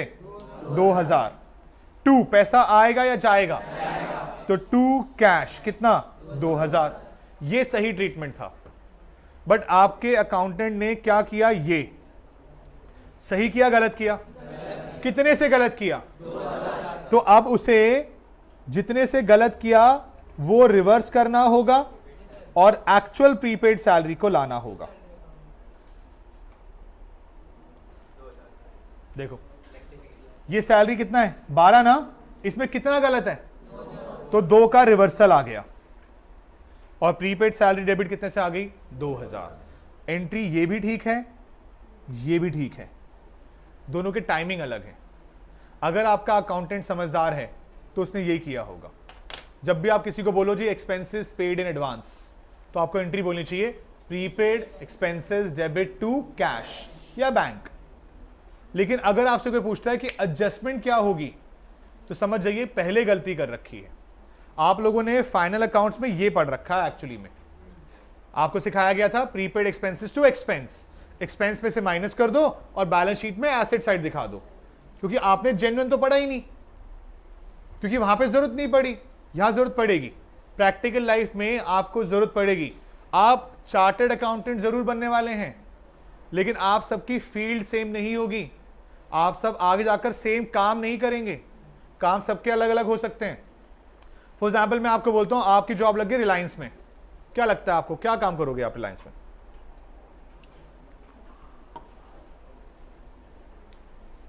सोचिए, रिलायंस जियो लेट्स से, क्या काम करोगे आप?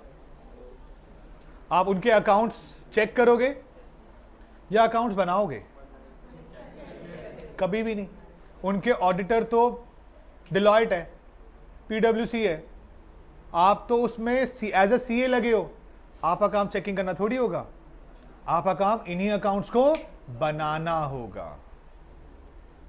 तो हर कोई ऑडिटर थोड़ी बनता है, काफी तो अकाउंटेंट भी बनेंगे।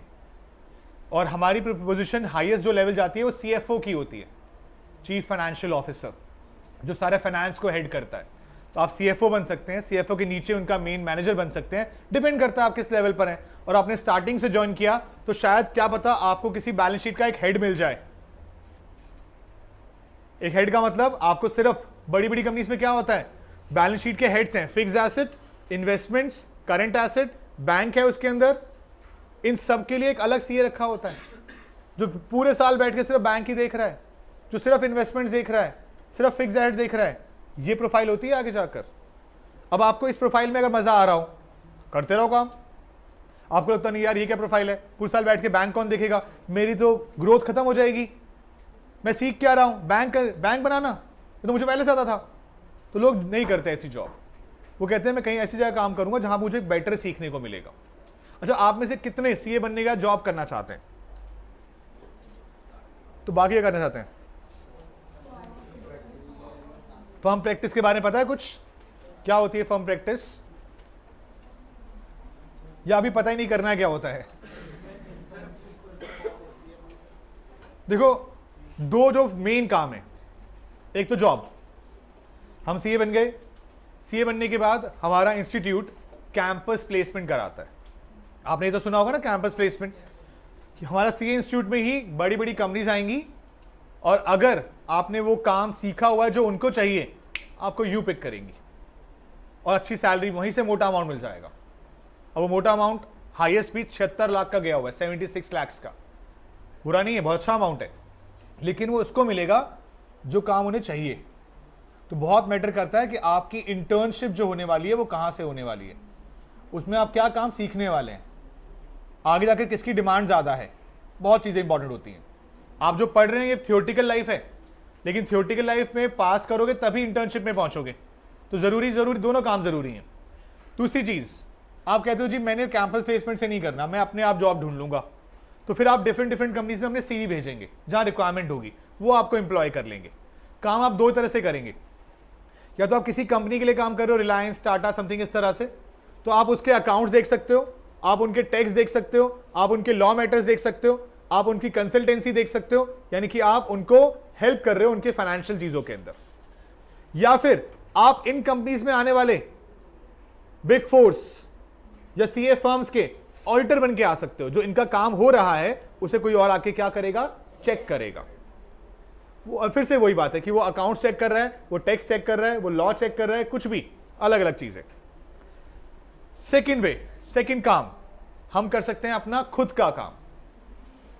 खुद का काम मतलब आप में से कितने बच्चों के पेरेंट्स जॉब नहीं बिजनेस करते हैं, और वो बिजनेस में क्या जीएसटी भरते हैं? कितनों के जीएसटी भरते हैं? अब अगर वो जीएसटी भरते हैं तो उन्हें सीए की जरूरत पड़ती ही पड़ती होगी, और वो सीए उसके बदले में क्या करता है, उनसे पैसा लेता है। तो आपके बिजनेस के बारे में आपके सीए को जरूर पता होगा।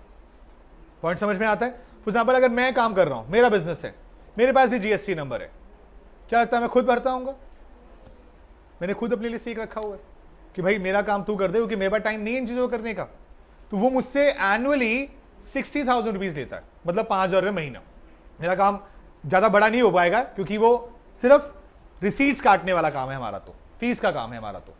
लेकिन जो मैन्युफैक्चरिंग में होते हैं, जो रिटेल कर रहे हैं, होलसेल कर रहे हैं, उनके बहुत बड़े लेवल के काम हो सकते हैं।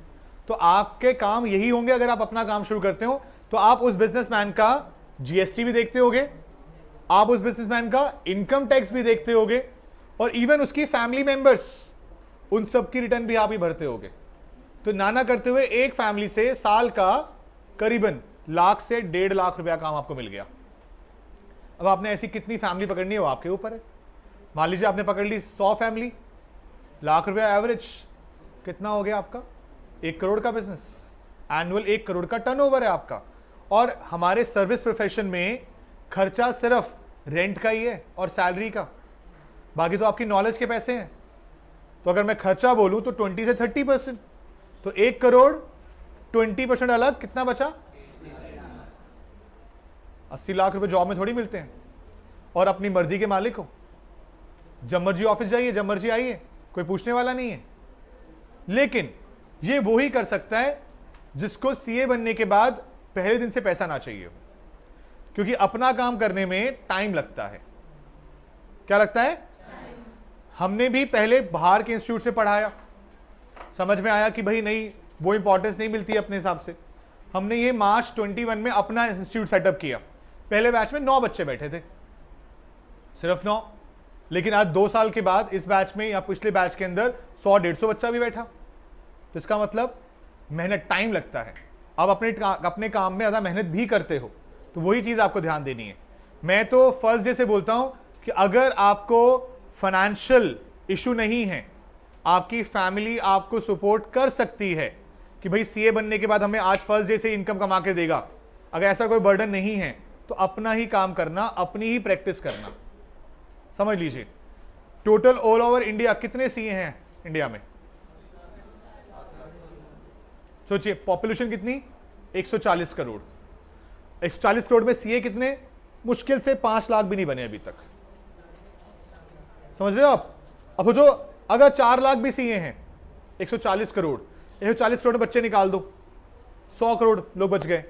अच्छा, 4 लाख के अंदर भी ना सारे प्रैक्टिस थोड़ी कर रहे हैं, कम से कम 1.5 लाख 2 लाख तो जॉब कर रहे हैं। बचे कितने? 2 लाख। तो आपके पास एक अच्छा स्कोप है। एक 100 फैमिली नहीं, आप पता नहीं कम से कम 1000 फैमिली मैनेज कर सकते हो। तो प्रैक्टिस में बहुत पैसा है। बस आपको सीखना है, पता क्या? कॉन्टैक्ट्स बनाना। क्या करना? कॉन्टैक्ट्स बनाना। मतलब आपको पता होना चाहिए कि अगर किसी बंदे से मिल रहे हो ना, तो इसके फाइनेंशियल्स के बिजनेस आपके पास कैसे आएगा। कोई भी बंदा आसानी से सीए चेंज नहीं करता अपना, लेकिन जो नया बिजनेस स्टार्ट करता है वो जरूर सीए रखता है। और आपने वो काम उससे कैसे लेना है, ये आपके कॉन्टैक्ट्स हैं। और कब आप बढ़ते बढ़ते कहां से कहां पहुंच जाओगे आपको पता भी नहीं चलेगा। तो अपना काम करना प्रेफरेंस होनी चाहिए। हाँ, अगर आपको जॉब की टेंशन नहीं है। दिक्कत होती है लड़कियों के लिए। लड़कियों, अपना काम करना है, जॉब करनी है, कर पाओगे? घर वाले करने नहीं देते। सीए बनते क्या टेंशन दे देते हैं? शादी करा देंगे। लेकिन आप अगर सोच लो तो प्रैक्टिस करना आसान है, और लिटरली आसान है, बट उसके लिए काम ना सीए फाइनल से ही शुरू करना पड़ेगा। मैं आपको बताऊं, मेरा एक फ्रेंड था, जब मैं सीए फाइनल में था, उसने ना अपनी इंटर्नशिप के साथ साथ अपना काम करना शुरू कर दिया। पता अपना काम स्टार्टिंग में क्या होता है? मामा की रिटर्न भरते हैं, चाचा की रिटर्न भरते हैं, ऐसे काम होते हैं स्टार्टिंग में। किसी का पैन कार्ड बनवा दिया, ये काम ही है एक्चुअली में। और जब ये काम थे ना, सोचो उस वक्त पर वो महीने का 1 लाख रुपया काम कर रहा था। जहां हम अपनी इंटर्नशिप में सिर्फ 3,500 रुपये महीना कमा रहे थे, वो कितना कमा रहा था? 1 लाख। क्योंकि उसका शुरू से फर्स्ट डे से मोटिव था कि मुझे अपना ही काम करना है। उसने फर्स्ट डे से जितने भी लोगों से मिला, उन्हें अपने कार्ड दिया करता था वो इंटर्नशिप के टाइम पे ही, कि भाई मैं अपना सीए काम करता हूं। बस दिक्कत थी तो क्या, सीए की डिग्री नहीं थी, सीए बनते वो भी आ गई, और वही 1 lakh with in a year 10 lakh में कन्वर्ट हो गया। क्योंकि जो काम वो बाहर से करवाता था सीए वाले, वो उसे खुद करने शुरू कर दिए। जो पैसा उसे बाहर देना पड़ता था, वो सारा उसे खुद ही मिलना शुरू हो गया। तो ये आपके हाथ में है कि आपको क्या करना है और कैसे अच्छा पैसा कमाना है, तो ये आप देखेंगे। चलिए, तो मैं एंट्री बता दूं आपको, एंट्री कहां का लिखनी है आपने। अब यहां पर पेड इन एडवांस में 2 एंट्री आएंगी। एक तो कौन सी आएगी? नॉर्मल। और एक और कौन सी आएगी? एडजस्टमेंट। नॉर्मल एंट्री बताइए बेटा। Prepaid expense account debit to cash, और एडजस्टमेंट में prepaid expense debit to expense. I hope example आपको समझ में आ गया, पॉइंट समझ में आ गया आपको, कोई डाउट तो नहीं? एग्जाम्पल देखें, लीजिए। आप इसके लिए कितनी जगह छोड़ेंगे? एक पेज में आ जाएगा आपके, 2 पेज छोड़ लीजिए आगे पीछे, और उसके बाद इन एग्जाम्पल्स पे आ जाइए। आपने करने हैं second, third, fourth, fifth, sixth, 5 point करने हैं। अभी कर दीजिए शुरू जल्दी से।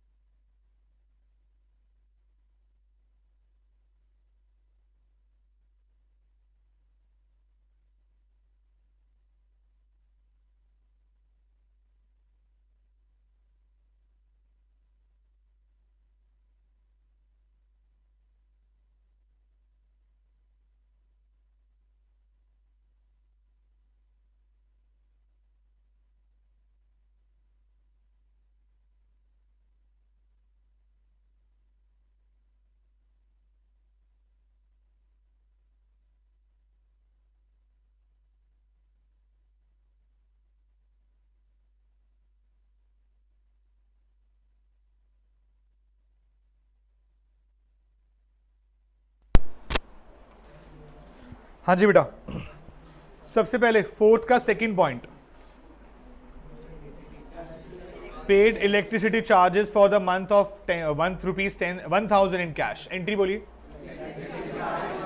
Electricity charges debit to cash. कोई दिक्कत बेटा? Salary due to staff, salary account debit to outstanding salary. Paid word नहीं लिखा है तो आउटस्टैंडिंग ही अज्यूम किया जाएगा. Wages due but not paid, wages account debit to outstanding wages, wages account debit to outstanding wages. और अब बहुत इंपॉर्टेंट चीज बेटा, insurance premium already paid for the next year 3000, already paid है. तो क्या लगता है अकाउंटेंट ने सही किया होगा या गलत किया होगा? Already paid. अगर ऑलरेडी पेड हो चुका है तो इसका मतलब पहले क्या रिकॉर्ड किया गया होगा?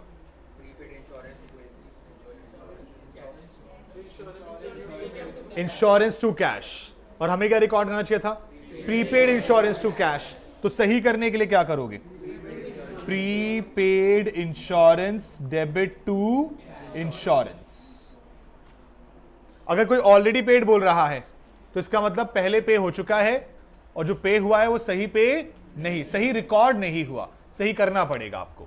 तो प्रीपेड इंश्योरेंस टू इंश्योरेंस. और लास्ट फिर से देखो, out of the rent paid this year. बेटा पे हो चुका है, करना है, हो चुका है. उसमें से कितना रिलेट करता है नेक्स्ट ईयर से? तो अब क्या होगा? Prepaid rent account debit to rent account. अच्छा क्वेश्चन ऐसे बोले, रेंट पेड इन एडवांस, ये लिखा मिले तो प्रीपेड रेंट टू कैश. अगर ऑलरेडी पेड है, नेक्स्ट ईयर से बिलोंग करने की बात बोल रहा है, तो इसका मतलब वो आपके लिए गलत रिकॉर्डेड है, आपको ठीक करना होगा. बताइए. हाँ जी. नहीं 1000 से आएगा. अभी आप मंथली के बेस पे चलेंगे. अगर वो एनुअली पूछेगा तो 12000 आ जाएगा. बोलो बच्चा, यहां तक का पॉइंट क्लियर है? आ सकता है अगर आप एनुअल अकाउंट्स बना रहे हैं तो. अभी तो हम क्वेश्चन में सिर्फ 1000 लिख रहे हैं, तो 1000 के हिसाब से एंट्री कर लीजिए. ये तो सिर्फ एग्जांपल पॉइंट ऑफ व्यू से, यहां पर वो लॉजिक्स नहीं डाल रहे अभी हम. सर थर्ड पॉइंट में हमें पे के बारे में नहीं बता रखा, तो हम नॉट पेड ही मानेंगे. हाँ जी. देखो सैलरी ड्यू बोल दिया मतलब खर्चा तो हो गया था, आगे का कुछ नहीं बता रहा, तो पे के लिए स्पेसिफिकली बोला जाएगा सेल सैलरी पेड है. नहीं बोला तो इसका मतलब सैलरी आउटस्टैंडिंग है. जी और कोई पॉइंट आगे करें? हमारा फोर्थ पॉइंट कंप्लीट हो गया एक्सपेंसेस का. नोटिंग आपने अभी की नहीं है, ये शीट मिल जाएगी आप लोगों को. लेकिन मुझे अब आगे बताना है एक और अच्छा पॉइंट. क्या है बेटा? इनकम. इनकम में भी कितने पॉइंट? 3. ये लीजिए, इनकम अर्न एंड रिसीव्ड. उसके बाद अर्न बट नॉट रिसीव्ड या नॉट ड्यू. आप सबने एक वर्ड सुना हुआ है अक्रूड इनकम. क्या होती है? Earn but. पक्का? आज गलत होने वाला है.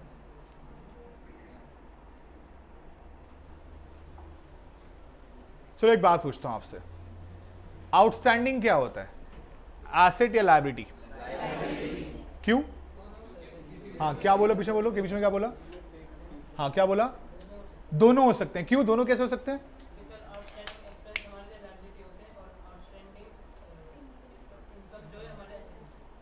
सुनी बात?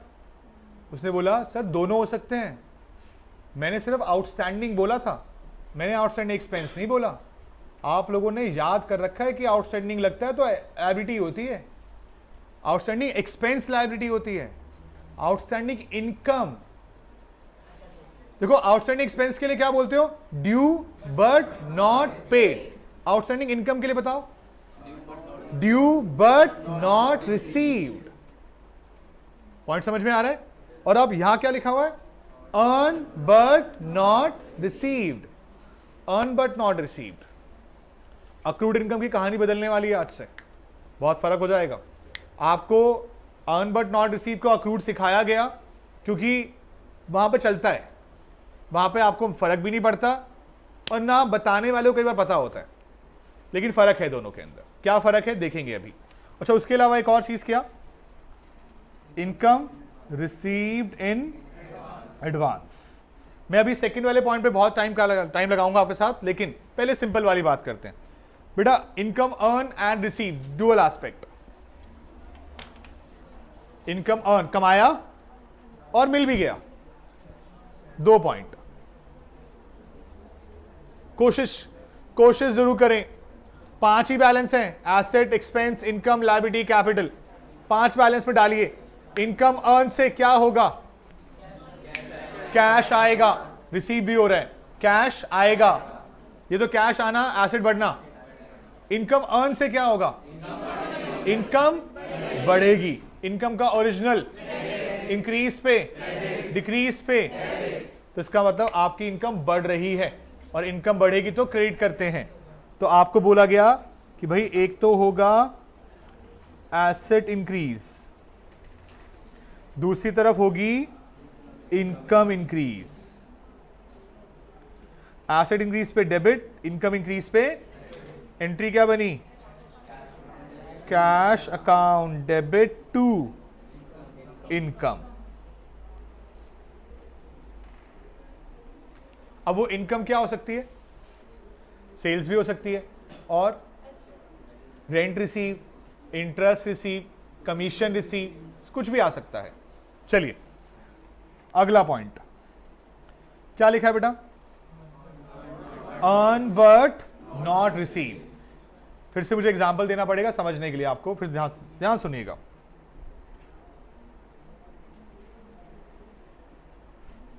इन्वेस्टमेंट समझते हो आप? किसी ने किया कभी कुछ इन्वेस्ट, पैसा कहीं इन्वेस्ट किया आज तक, या पेरेंट्स से करवाए हो? ये पापा पूछते ही नहीं है फिर भी पापा को भी देखा प्रॉपर्टी में इन्वेस्ट करते थे। कभी किसी ने देखा शेयर्स खरीदते हैं, कभी देखा कभी पेरेंट्स को? ऐसे ही कुछ म्यूचुअल फंड्स भी होते हैं। तो मैं अभी सिंपल सी बात कर रहा हूं, आप सब लोगों ने एक चैप्टर पढ़ रखा है डिबेंचर्स। मैं आपसे बोलता हूं आप लोगों ने इन्वेस्ट किया इन किसमें, डिबेंचर्स में। डिबेंचर्स का रेट ऑफ इंटरेस्ट कितना, 12%। समझना बहुत ध्यान से, लॉजिकल पॉइंट है। और आपने डिबेंचर्स में इन्वेस्ट किया है 1 लाख रुपए। कितना इन्वेस्ट किया हुआ आपने, 1 लाख रुपए। और सामने वाली कंपनी आपको इंटरेस्ट देती है किस दिन, 30 जून, और कब, 31 दिसंबर। और इसके बाद फिर इंटरेस्ट कब आएगा, 30 जून। 31 मार्च आपका ईयर एंड। ये देखिए इनकी इंटरेस्ट डेट फिक्स है। कौन कौन सी डेट है इंटरेस्ट की, 30 जून, 31 दिसंबर, 30 जून, 31 दिसंबर। क्लियर है? आप बताइए पहली बार इंटरेस्ट कब मिलेगा, कितने टाइम का, 3 महीने का, क्योंकि आपने इन्वेस्ट 1 अप्रैल को किया है, तो आपको 3 महीने का इंटरेस्ट मिलना चाहिए।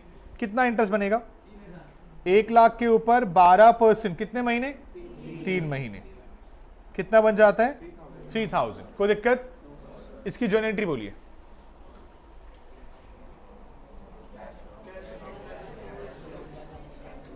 अब जब मैं जर्नल एंट्री पूछूं ना, तो सोचो डुअल एस्पेक्ट क्या होगा। आपको इंटरेस्ट मिलेगा 3000, डुअल एस्पेक्ट, कैश आएगा, इंटरेस्ट इनकम बढ़ेगी, अपने आप एंट्री मिल जाएगी। एंट्री जब आपको बोलते हैं ना एंट्री सोचो, तो आप एंट्री सोचते नहीं हो, आप एंट्री याद करने की कोशिश करते हो, क्या पढ़ रखा था। और कई बार कोई चीज नहीं पढ़ रखी होती तो याद आती ही नहीं है, समझ रहे हो? तो इसीलिए डुअल एस्पेक्ट सोचो, वो आप सोच पाओगे, एंट्री बन जाएगी। तो यहां पर कैश आएगा 2, इंटरेस्ट कितना, 3000। कोई डाउट किसी को है तो बताइए। पक्का? अगला बताओ, अगला इंटरेस्ट कब मिलेगा, 31 दिसंबर। कितने महीने का? ये लीजिए 1,12%, 6 महीने। क्लियर है? कोई डाउट तो नहीं? अब बताइए इस 6,000 की एंट्री।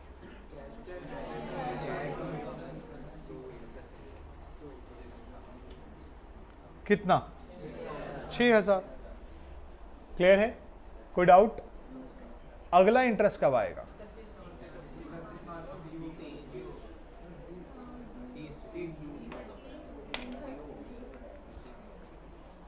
अगला इंटरेस्ट कब आएगा? कितने बच्चे कहते हैं कि 30 जून को आएगा?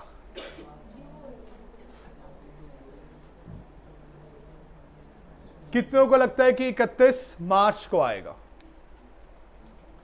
बेटा 31 मार्च को डेट है इंटरेस्ट की, तो कैसे आएगा? पॉइंट समझ में आया मेरा? अगर इंटरेस्ट की डेट ही नहीं है तो कंपनी आपको इंटरेस्ट कैसे दे देगी? सर आप बोलोगे सर ईयर एंड तो हो रहा है, तो क्या हुआ? इंटरेस्ट डेट तो नहीं है उस दिन। जब तक इंटरेस्ट डेट नहीं है आपको इंटरेस्ट नहीं मिलने वाला। तो इंटरेस्ट कब मिलेगा आपको? 30 जून को। कितने महीने का? कितने महीने का? 6। बोलना कितना अमाउंट बनेगा? एंट्री बोलो 31 जून के दिन। अब cash account debit 6,000 to interest कितना? 6,000।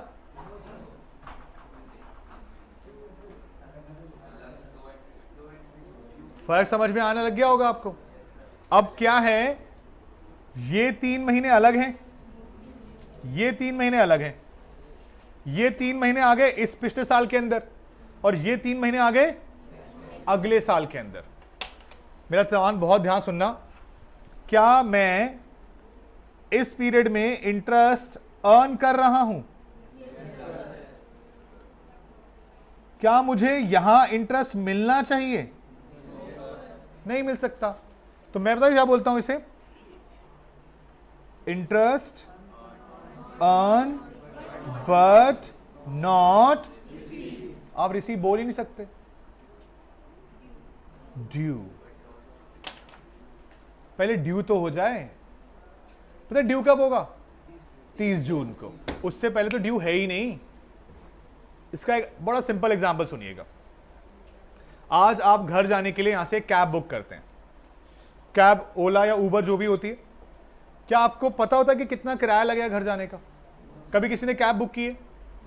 जब आप कैब बुक करते हो तो अपने मोबाइल फोन में एक एप्लीकेशन होती है, उस एप्लीकेशन पे जाते हैं और अब यहां से जहां जाना है हमें, फॉर एग्जाम्पल मुझे यहां से जाना है, लेट्स से कनॉट प्लेस जाना है, तो कनॉट प्लेस के लिए मैं टैक्सी सर्च करूंगा तो मुझे वो एक एस्टिमेटेड प्राइस बताएगा, लेट्स से 500 रुपए। मैंने कैब को बुक कर दिया, कैब वाला बाहर आ गया, मैं गाड़ी में बैठ गया। क्या वो गाड़ी में बैठते ही मुझसे 500 रुपये मांगेगा? नहीं। मैं रजौरी गार्डन पहुंच चुका हूं, 150 रुपए का बिल बन चुका है, क्या वो 150 रुपये मुझसे मांगेगा? मैं पटेल नगर पहुंच गया, 300 रुपए का बिल बन चुका है, क्या वो 300 रुपये मुझसे मांगेगा? लेकिन क्या रजौरी गार्डन पहुंचने तक वो 150 रुपये कमा चुका है? पटेल नगर पहुंचने तक वो 300 रुपये कमा चुका है। लेकिन क्या वो मांग सकता है? वो मांगेगा कब? जब वो कनॉट प्लेस पहुंचाएगा, यानी कि डेस्टिनेशन पे पहुंचाएगा।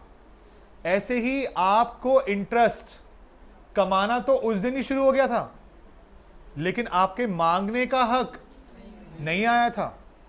जब तक आपके पास मांगने का हक ना आ जाए तब तक आपको मिलने का हक भी नहीं आता। तो यहां पर मैं कह सकता हूं interest earn but not due, इसे बोलते हैं क्या? अक्रूड इंटरेस्ट या accrued income. Income earn but not due. Sir अगर यहां इंटरेस्ट डेट होती तो सोचो, फिर मैं क्या बोलता? Income earn and due, and due. सुनना ध्यान से, कहानी चलती है यहां से, अर्न से, फिर कहानी पहुंचती है कहां पर? और फिर कहानी पहुंचती है कहां? रिसीव पर। तो अर्न से लेकर ड्यू तक पता है क्या हो आप? Accrued. That is earn but not due. यहां पर आके आप क्या बोलते हो? Earn and due. और यहां से यहां तक में आप क्या बोलोगे? Earn due but not received. और इसे अक्रूड नहीं बोलते, इसे पता क्या बोलते हैं? आउटस्टैंडिंग। अभी आप बोल रहे थे ना ड्यू बट नॉट रिसीव, देख लीजिए। तो अक्रूड की कहानी आपको सिखाई गई अर्न बट नॉट रिसीव, लेकिन उसमें ब्रेक लगता है बीच में। Earn but not due, then होता है ड्यू, फिर आता है क्या? ड्यू या तो रिसीव हो जाएगा या फिर ड्यू बट नॉट रिसीव्ड होगा।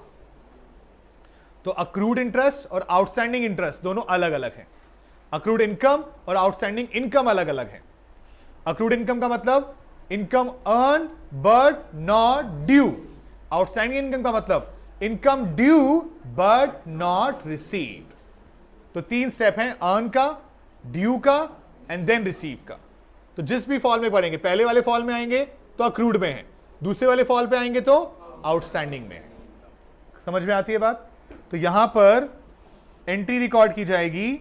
सोचो, बहुत ध्यान से था ना, इसका डुअल एस्पेक्ट बताइए।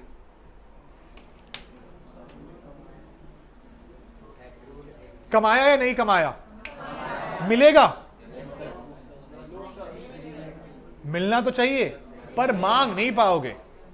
एसेट तो बनेगा पर ले नहीं पाओगे। तो यहां पर एंट्री बनी, इनकम अर्न होगी इसलिए इंटरेस्ट क्रेडिट, और मिलना चाहिए पर मिल नहीं सकता इसलिए अक्रूड इंटरेस्ट। कितने अमाउंट से बनेगा पता है? 3000 से। और जब यहां पर पैसा आएगा कितना आएगा? 6 में 3 तो आएगा इस पीरियड का और 3 आएगा ये वाला।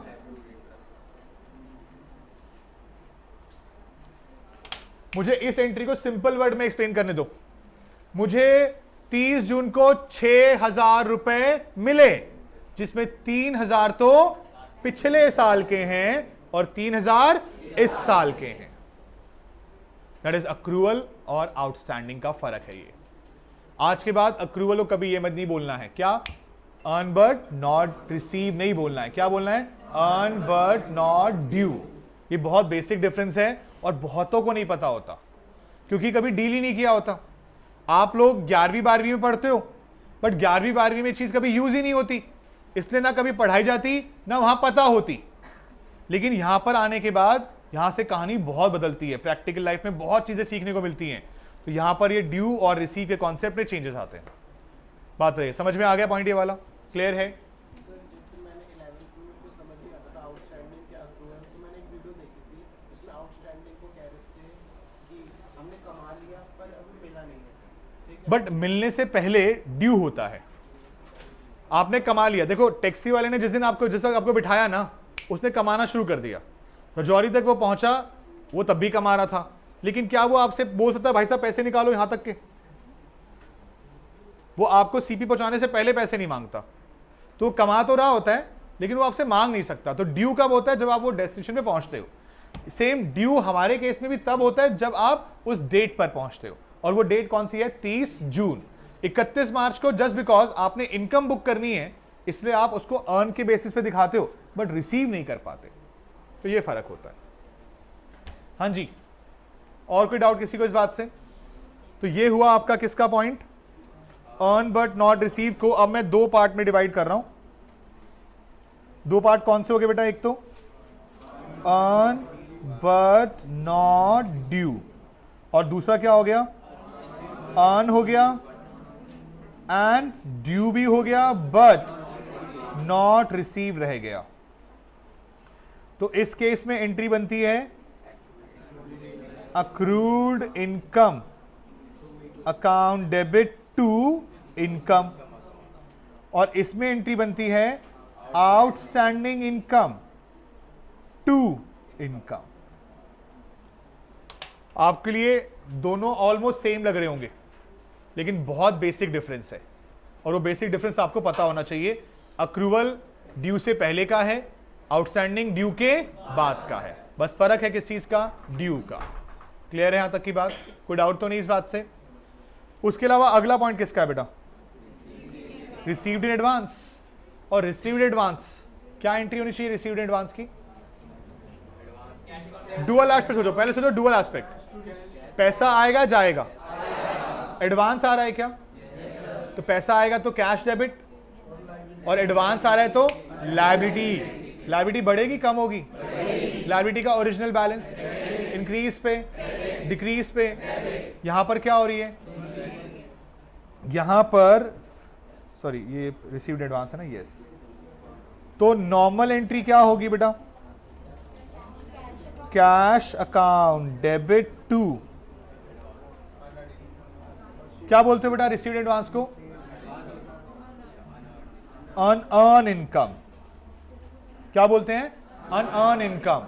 लेकिन मान लो गलती से मैंने रिसीव्ड एडवांस को रिकॉर्ड कर दिया नॉर्मल इनकम। क्या रिकॉर्ड कर दिया?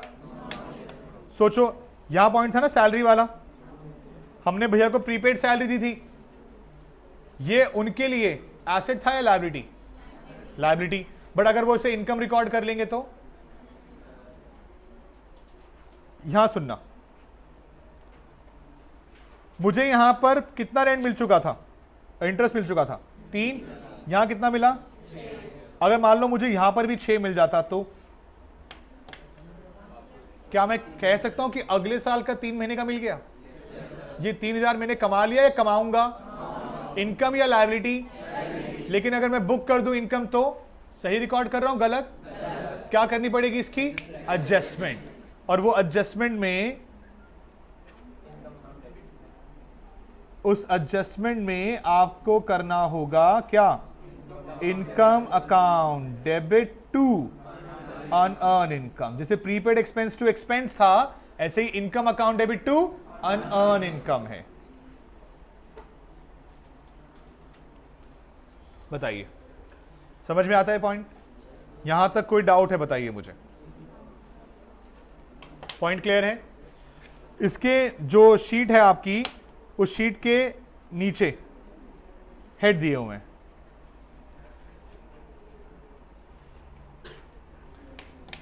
नाइन्थ पढ़िए।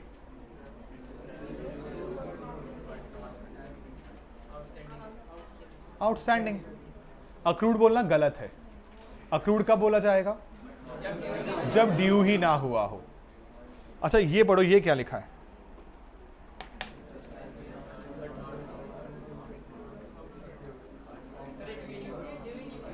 सोचिए, अर्न है और रिसीव नहीं हुआ। जब कोई रिसीव तक पहुंच जाए तो ड्यू हो चुका है। जब वो नॉट रिसीव बोल रहा है इसका मतलब वो ड्यू हो चुका है, तो आप यही मान के करेंगे। इसमें भी क्या लिखना चाहिए? आउटस्टैंडिंग। 10th पढ़िए।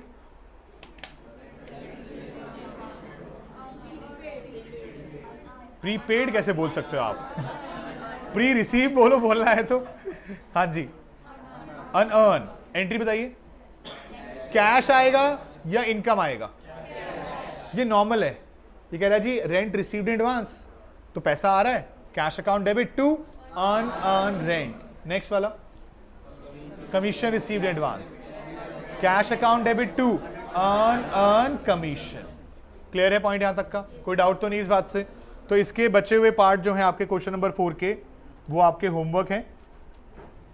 हमारे आज कितने पॉइंट और कवर हो गए हैं? 2। कौन कौन सा हो गया? एक्सपेंसेस का और इनकम्स का। नेक्स्ट क्लास इसके आगे के और कुछ पार्ट बताऊंगा मैं आपको। अभी 2 क्लास और लूंगा बेसिक पे, उसके बाद चैप्टर स्टार्ट करेंगे ऑफिशियली। ठीक है, यहां तक कोई डाउट किसी को है तो बताइए। किसी को क्लास के बाद अभी कुछ पूछना हो तो पूछ के जा सकता है मुझसे। बाकी हमारी अब नेक्स्ट क्लास का शेड्यूल अकॉर्डिंगली आपको मैम दे देंगी, जैसे भी आगे होगा। ठीक है, चलिए, thank you so much. Next class मिलते हैं।